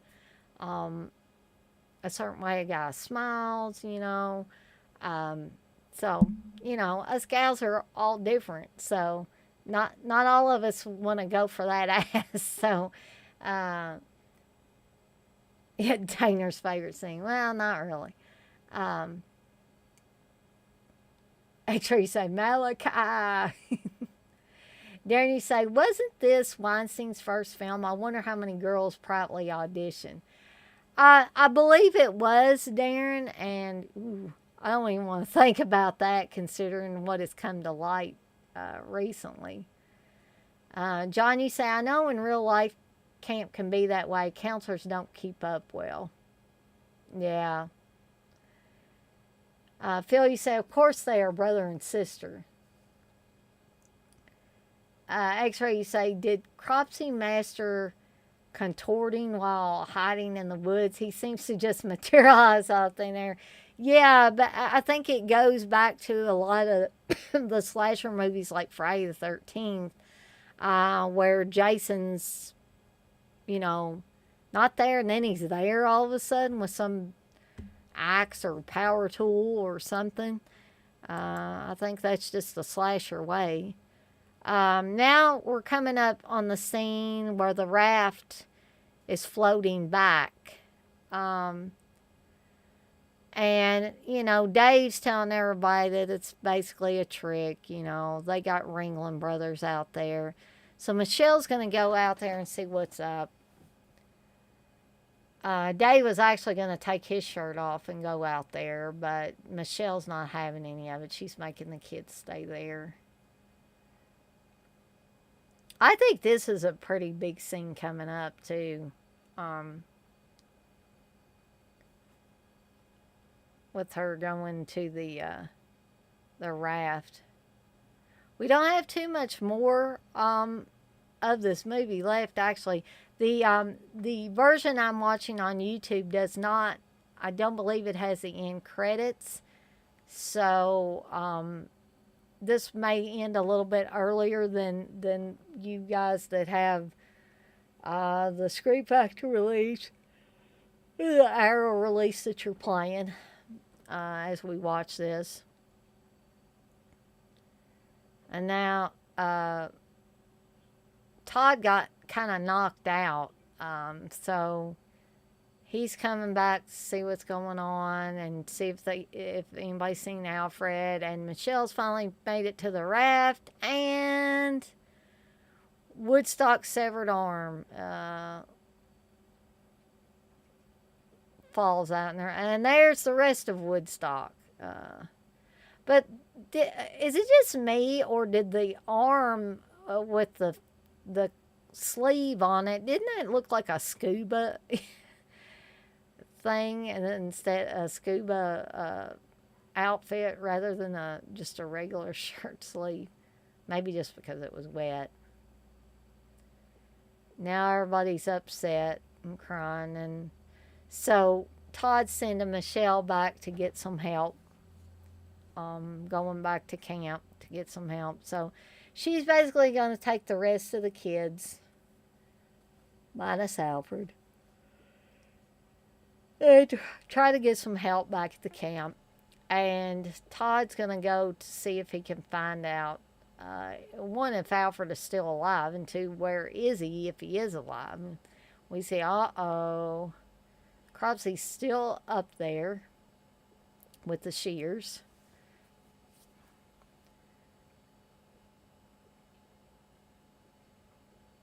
And Alfred's going to slowly make his way. There's evidently a cave around there, or a mining mine shaft, or whatever you want to call it. And soon we're going to see one of the most ridiculous things ever when they actually get into this cave here. I don't know why they had to do this, really. Maybe somebody remembers from commentary or something why they had to do it. But I'm going to wait till it gets there before I talk about that. Um, TJ, you say, X-ray, I think there was no way Cropsy could hide that easy in the canoe scene raft kill either, LOL. Yeah, not really, TJ. Um, Johnny said, this end sequence is cool, really creepy, but unique location for the showdown. I agree, John.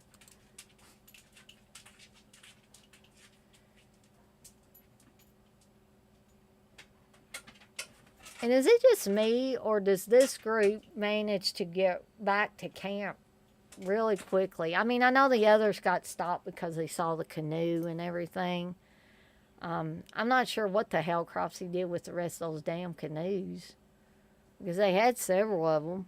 I guess except the one that sank. I don't know what they did with that one, but and Todd's still looking for Alfred. I think this part here they could have sped up a little bit more. I don't think there was really a need for Todd to have to. We have to see so many shots of Todd looking for Alfred. I mean, these scenes where Alfred is kind of going through the woods and it's obvious that Cropsy is there lurking, those are okay. But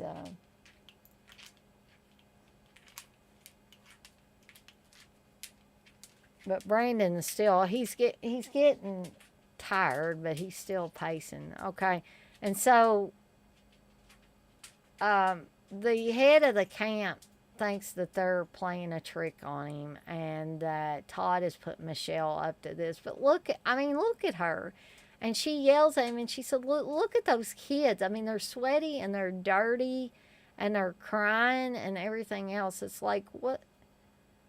Why would they do that elaborate of a thing?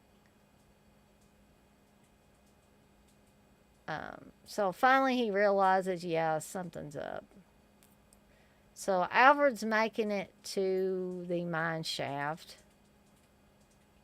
Slowly but surely here.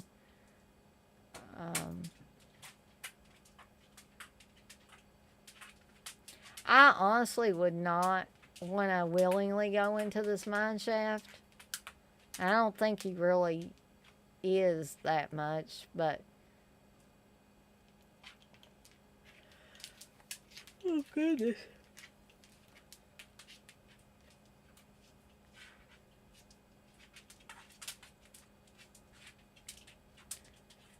So they're in the speedboat, but it doesn't go too fast. And then the cops are coming by helicopter too, so.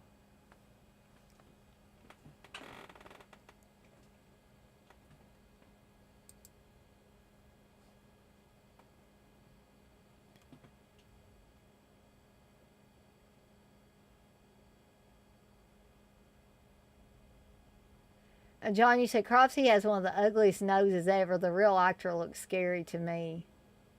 Yeah, Lou David is a unique looking dude. X-Ray, you said Cropsy was the master of standing in a shaky canoe and massacring several teenagers who conveniently just sat around while that was happening exactly. X-Ray, you say Cropsy vision. TJ, you say not to gripe on the movie because I like it, but I think the kids act younger than they look. Yeah, definitely. Or supposed to be. Alfred acts more like he's 11 or 12 than 15 or 16. John, you say, did it explain why they left Glazer alone with Sally? Wasn't he proven to be creepy to the counselors? That was kind of a bad job from them. Yeah, these counselors didn't do a really good job. They made several mistakes. Of course, I guess if they didn't, there wouldn't have been a movie. Actually, you said the soundtrack to this movie is slept on. Texas, you say Cropsy has been living in Geraldo's vault for a few decades now. Darren, you say the soundtrack is really underrated. Love the theme. I do too, Darren. I actually have, I guess it's the original vinyl of the soundtrack. And here's more of Todd running through the woods that I think is really unnecessary. y'all can feel free to disagree with me if you want to, but I I would really more like to focus on Alfred until Todd actually gets there. Now he's there. It's okay. But I don't think they really needed to show that much of him running through the woods with the axe. You know, what was the point to that?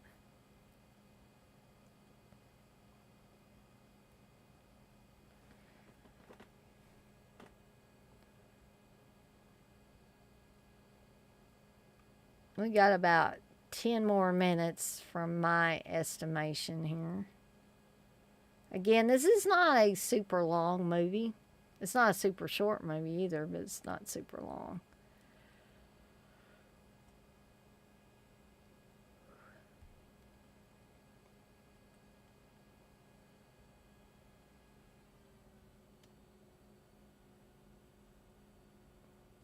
So he's going into the mine shaft now.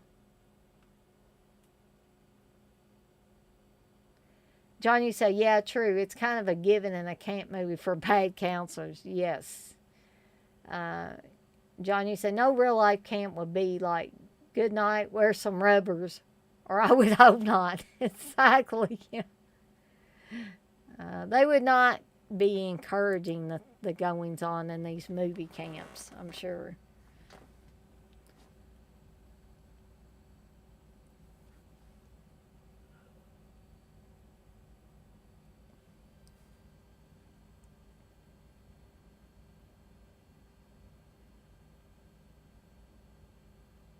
Okay, I think we're just about to see the scene that I was saying was this is so ridiculous.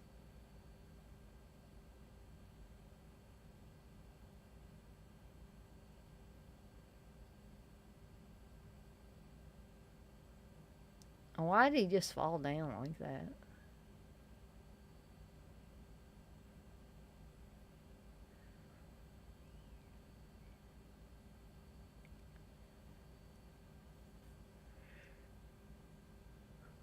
Sorry, I keep yawning, guys.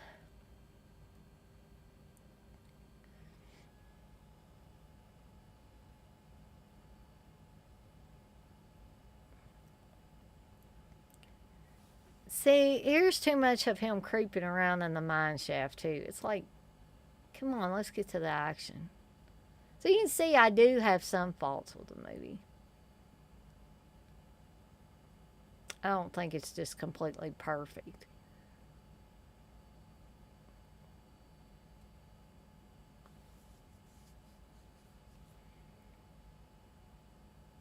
Uh oh.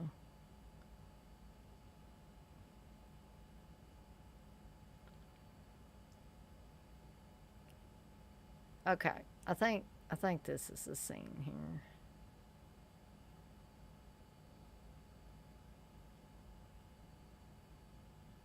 Why the hell did they just have a still photo, a still shot of her? That's obviously from the scene where she was killed earlier.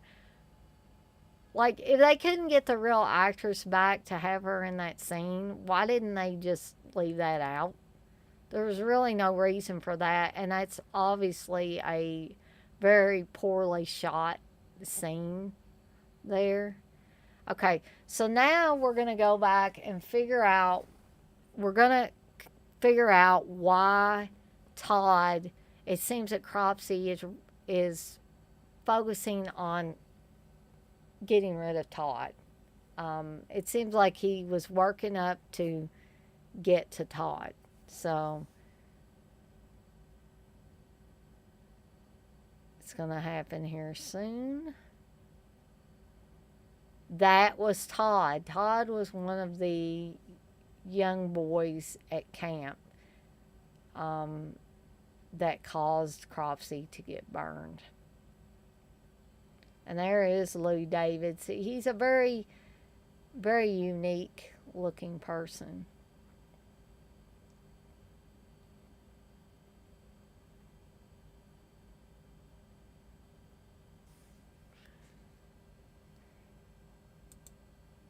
So in essence, Cropsey wasn't just killing at random. He had a motive.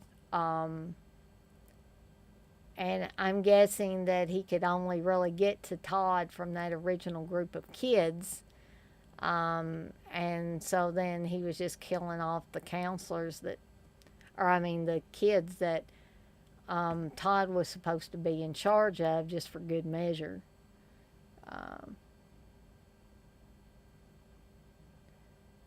TJ, you say, do you think Todd being the kid in the prologue was always the case or it was added on later? Seems weird he'd go and be a counselor at the camp. He and his buds messed up Cropsy. Well, I don't think it was the same camp. Um, it's called Camp Blackfoot at the beginning, and the camp that Todd is a counselor at is called Camp Stonewater. Now, I realize they could have renamed the camp so that there wouldn't be a stigma attached to it, but I think it was meant to be two different camps. X-Ray, you say this dude looks like bootleg Ash Williams. Wes, you say, yeah, this movie is pretty boring. I hate the soundtrack too. All right, old Curly Jaws, because that's who Wes is filling in for old Curly Jaws tonight. Um, he knows this soundtrack's not bad.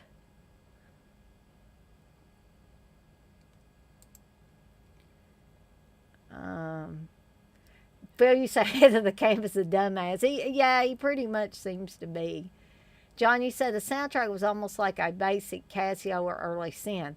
I've seen it for sale before, but haven't got it. It was in an antique store um, in Lebanon, Tennessee. Phil, you say he's got a troller motor on the boat. Yeah, exactly.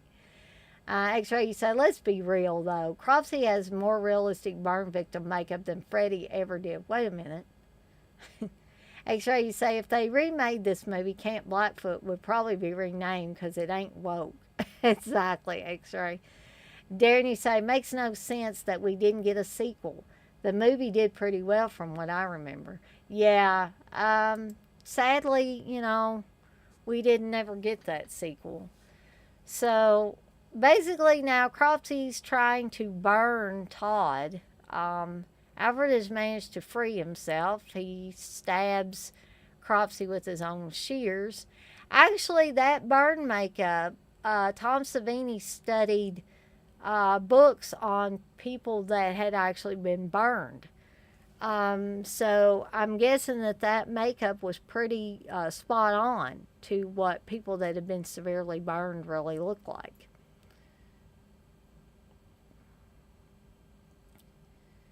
So there's the police and the helicopter, and Michelle is motioning for them.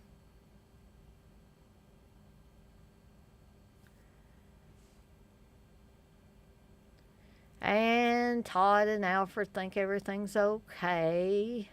They're going to leave the mine shaft.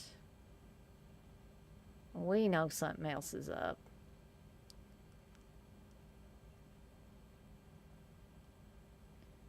And wait for it.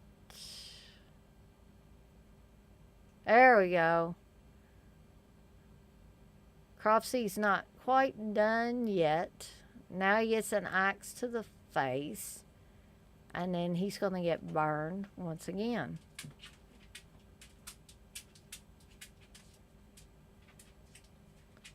And Todd's having a flashback to the original burn sequence.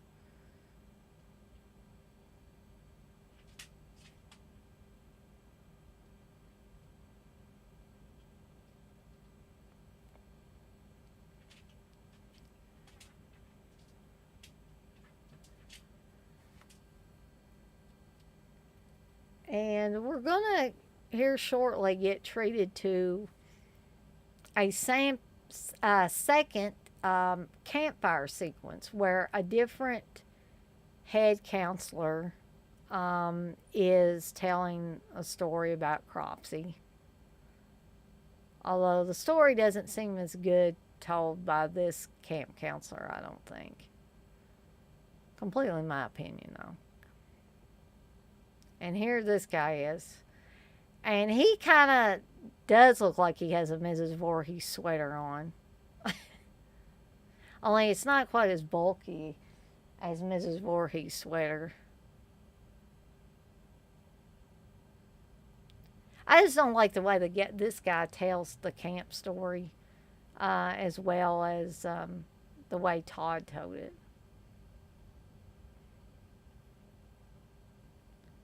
And these look more like the kids from Mad Men. Did they steal those kids from Mad Men?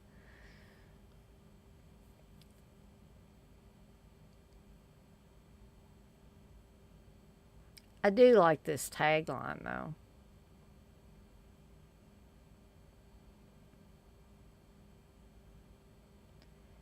And that is where mine officially ends. Um, Feel free to run the credits on your version of it. I'm going to read through these comments here. TJ, you say, oh, Curly Kentuckian. LOL, exactly. John, you say, this was the movie Savini chose over Friday the 13th Part 2, right? Yes, I believe you're correct, John. John, you say, I prefer Friday 2, hands down, but I like this one fine. In my opinion, it's mean spirited, so I don't watch it a lot, but I gotta give props. It's done well. I agree. Yeah, X-Ray, the guy looks like Wings Hauser. X-Ray, you say, Cropsy's head split like a pinata full of fruit punch. It sure did. Darren, you say, they could have had a copycat killer in the sequel. Sadly, not to be. Yeah.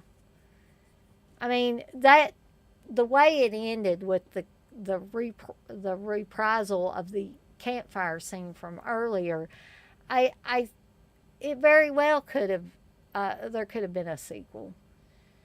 X-Ray, you say, yeah, I think we didn't get Burning too, because Cropsy clearly was dead. He was super crazy, not supernatural. Yeah, I get that, X-Ray, but like Darren said, there could have been a copycat killer. And perhaps maybe Cropsy could turn out to be supernatural. It's, nobody really knew Jason was supernatural until he started coming back over and over and over again in the sequels. And Freddy, you didn't really know, right at first that he was if we had not known that he was already showing up in people's dreams in Nightmare on Elm Street, we probably wouldn't have suspected that he was supernatural either, and he was burned very badly.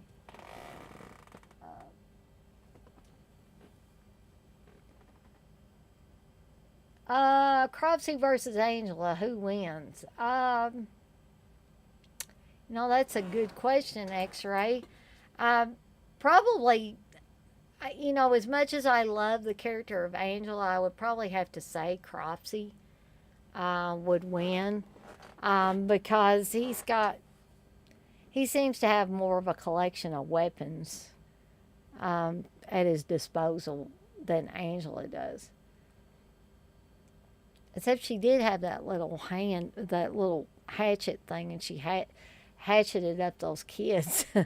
So maybe we'll never know, will we? Unless somebody decides to make a Angela versus Cropsy movie.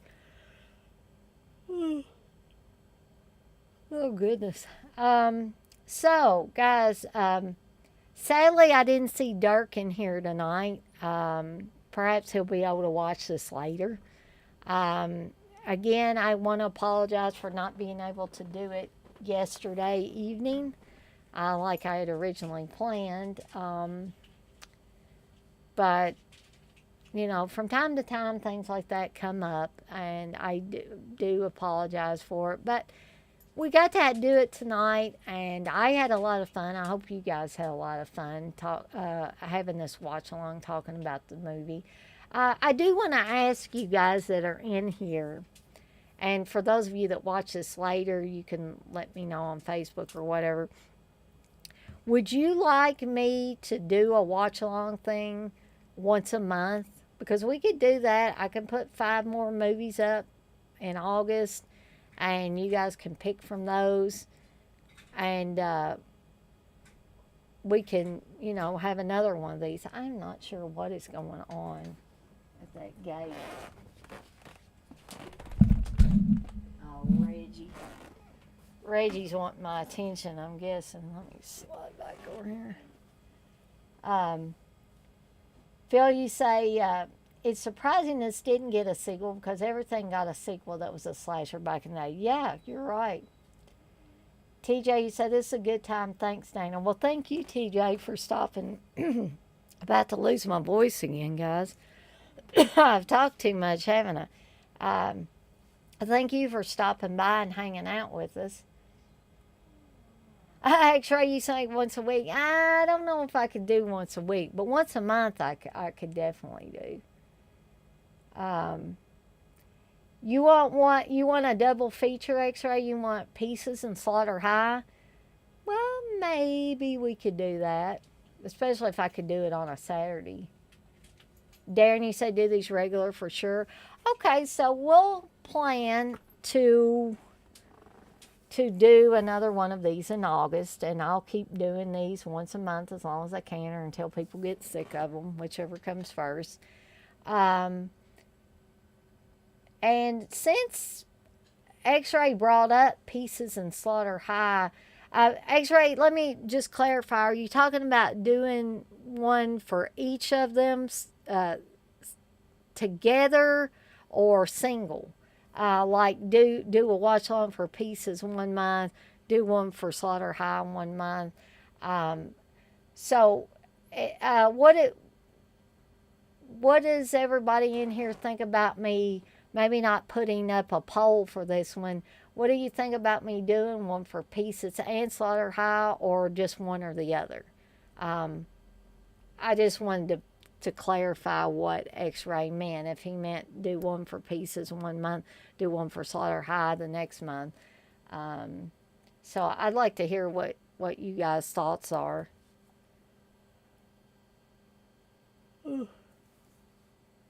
Excuse me, I'm so sorry.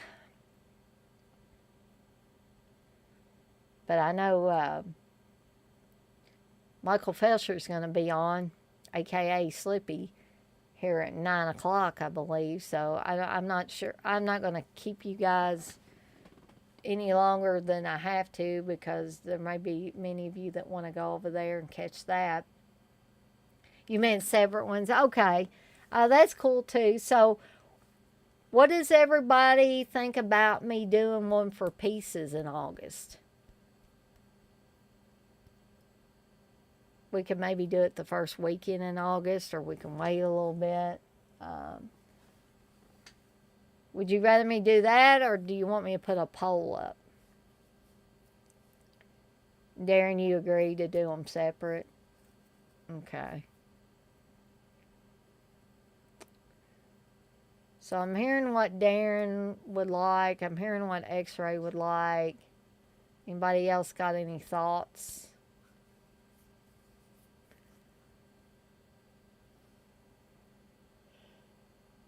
X-Ray, you said Pieces next month. Sounds good to me. Okay, that's one vote for Pieces. Darren, what do you say?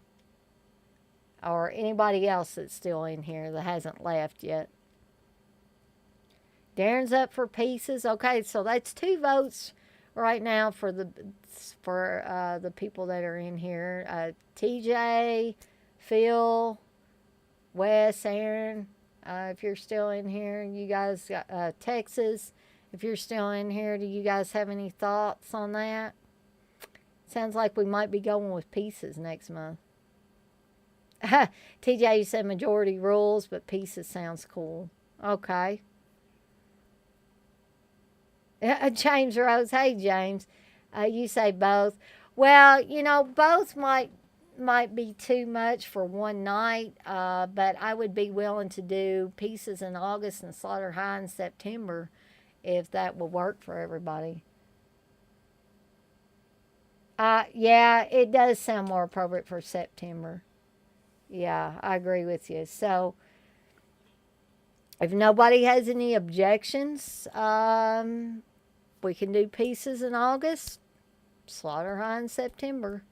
I don't think either one of those movies are super long. Texas, you want pieces? Would you, Texas, would you be okay with Slaughter High in September?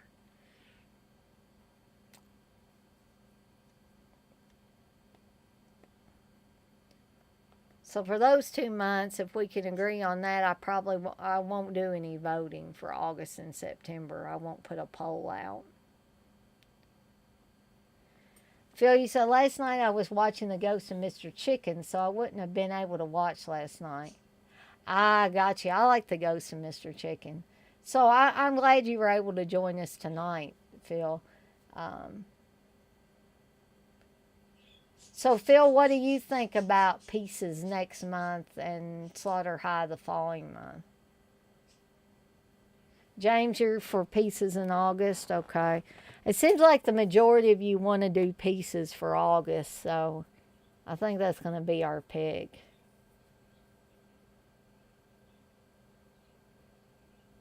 Okay, that's great. You want to do Don't Go in the House in October, Texas? Okay. Anybody have any objections to doing Don't Go in the House in October? That'll be a unique one. You know, we're not doing Halloween or Halloween 2 or any of those types of movies, so I think that would be great. Don't Go in the House actually seems like a fall type of movie, come to think of it. Yeah, Darren's up for that, sounds like. I'm definitely up for it. Um, so I'm going to stay on here a couple more minutes, and y'all feel free to put stuff in the chat. But I did, while we're wrapping this up, I will remind people that came in later. James, you say it sounds good. I'm going to have to write these down so I'll remember. I just wanted to remind everybody that wasn't in here earlier when I was talking about the new edition that will shortly be on my Etsy shop for the Lil Tony stickers and some other assorted Blood Lake stickers. So for you Blood Lake fans and Lil Tony fans in particular, you're going to love this. They probably shouldn't be any more than $2.50 a piece. And if I make several of them, I may have a Blood Lake pack that you can get for maybe you can $5 or $5 or $6, and you can get all of them in a pack, or you can just get the little Tony ones if you want. But I just wanted to remind everybody about that again.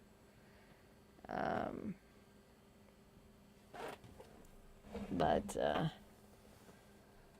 I'm not sure why my green screen is actually showing here so bad tonight. Even when I push my chair up, I don't know if too much light is hitting over here or what's going on, but it might be. I don't know. I'll have to work on that. I got a lot of stuff to work on, but oh, you watch Svengoolie on Saturday nights? Yeah, a lot of people do. Would there be another night that would work better for all of you guys? Because, I mean, I could switch it to Sunday. We don't have to necessarily do it on Saturday. I'm glad that Phil brought that up because sometimes I forget about Svengoolie. Shame on me. I know. So if another day, if you rather I do these on Fridays or Sundays. I was a little hesitant to do it on Sunday because I know people have to go to work on Monday generally. So that's why I was a little bit hesitant. But I figured if I did it early enough, maybe it wouldn't conflict. But so Friday nights, guys. You want to keep it at Saturday and do it a little bit earlier so people like Phil could join in. Or Sundays. I'm flexible. So, yeah, like I said, in a couple more minutes, I'm probably going to get off here. But if y'all have suggestions for the day of the week that you'd rather me do these, Please put that in the chat because, like I said, I'm flexible. I can alter what night we do these on. The day of the week is not set in stone by any means. Um,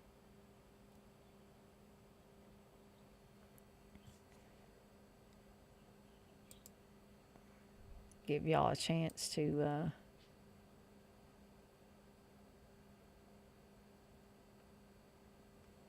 for y'all to respond. Or is everybody else? Is everybody left the room? Oh, okay, I see. I'm switching back to the chat stuff comes in quicker when I go to the YouTube page. Darren, you say if you stick to roughly the same time, that would be good. Friday or Sunday would be cool too. Okay. Anybody else got any suggestions?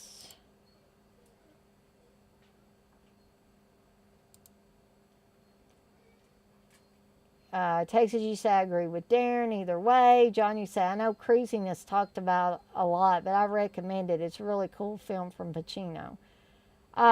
So, John, would you like us to see me do a watch along for cruising at some point? Because we can do that. Yeah, I don't think it would fly in 2022, John. Definitely not.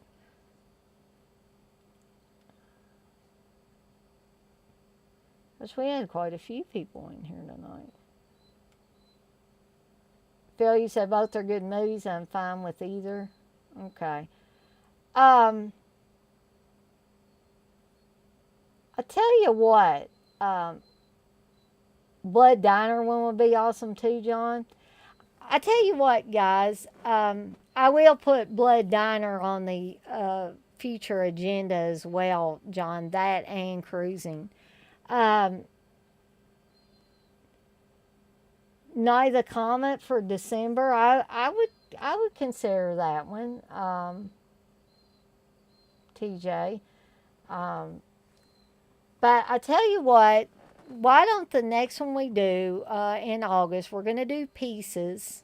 I think everybody's pretty well in consensus on that. So we will do Pieces on Sunday. Let's just say the first Sunday in August, I will do Pieces. And we will start at 6 p.m. Eastern Time, just like we did with this one. And then we'll just go from there. We'll see how that one goes. And if I have to alter anything, like I said, I'm flexible. I can do that. I'm definitely going to have that one in my wheelhouse for December, John, because I don't know. I don't recall anybody doing a watch along for Night of the Comet, so I think that would be a good choice.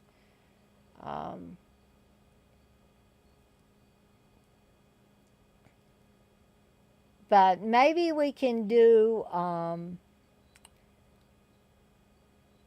Why don't we do Pieces for August? And I'll be sure to put this schedule out on the Dead Pit Facebook page for everybody. But we'll do Pieces in August. We'll do Slaughter High in September. October, we will do Don't Go in the House. November, let's see. November, we will do Cruising. December, we will do Night of the Comet. And how about come January, if I'm still on this planet, we will do Blood Diner. How's that sound to everybody? And then, some of these others that Night of the Creeps would be a good one, John. Maybe we could do that one in February, or we could do something more traditional like My Bloody Valentine. Yeah, Darren, if I could get you, B, to, if I get everything worked out with pulling a co host in, I'd be more than happy to have you be on when I do the Blood Diner one. And if we do Blood Diner in January, I, which is my plan, I will be glad to invite Uncle Bill to be on there. Johnny say it and Night of the Creeps I think are the most underrated 80s horror movies. It's hard to pick. Right. So if we're going to keep this going for a while, it doesn't sound like we're going to run into any shortage of movies. So, like I said, I will put up the schedule for the next few months up on the Dead Put Facebook page as soon as possible, so that way everybody will know that's even interested coming to a watch along. I have had an awesome time tonight. Had a real good time.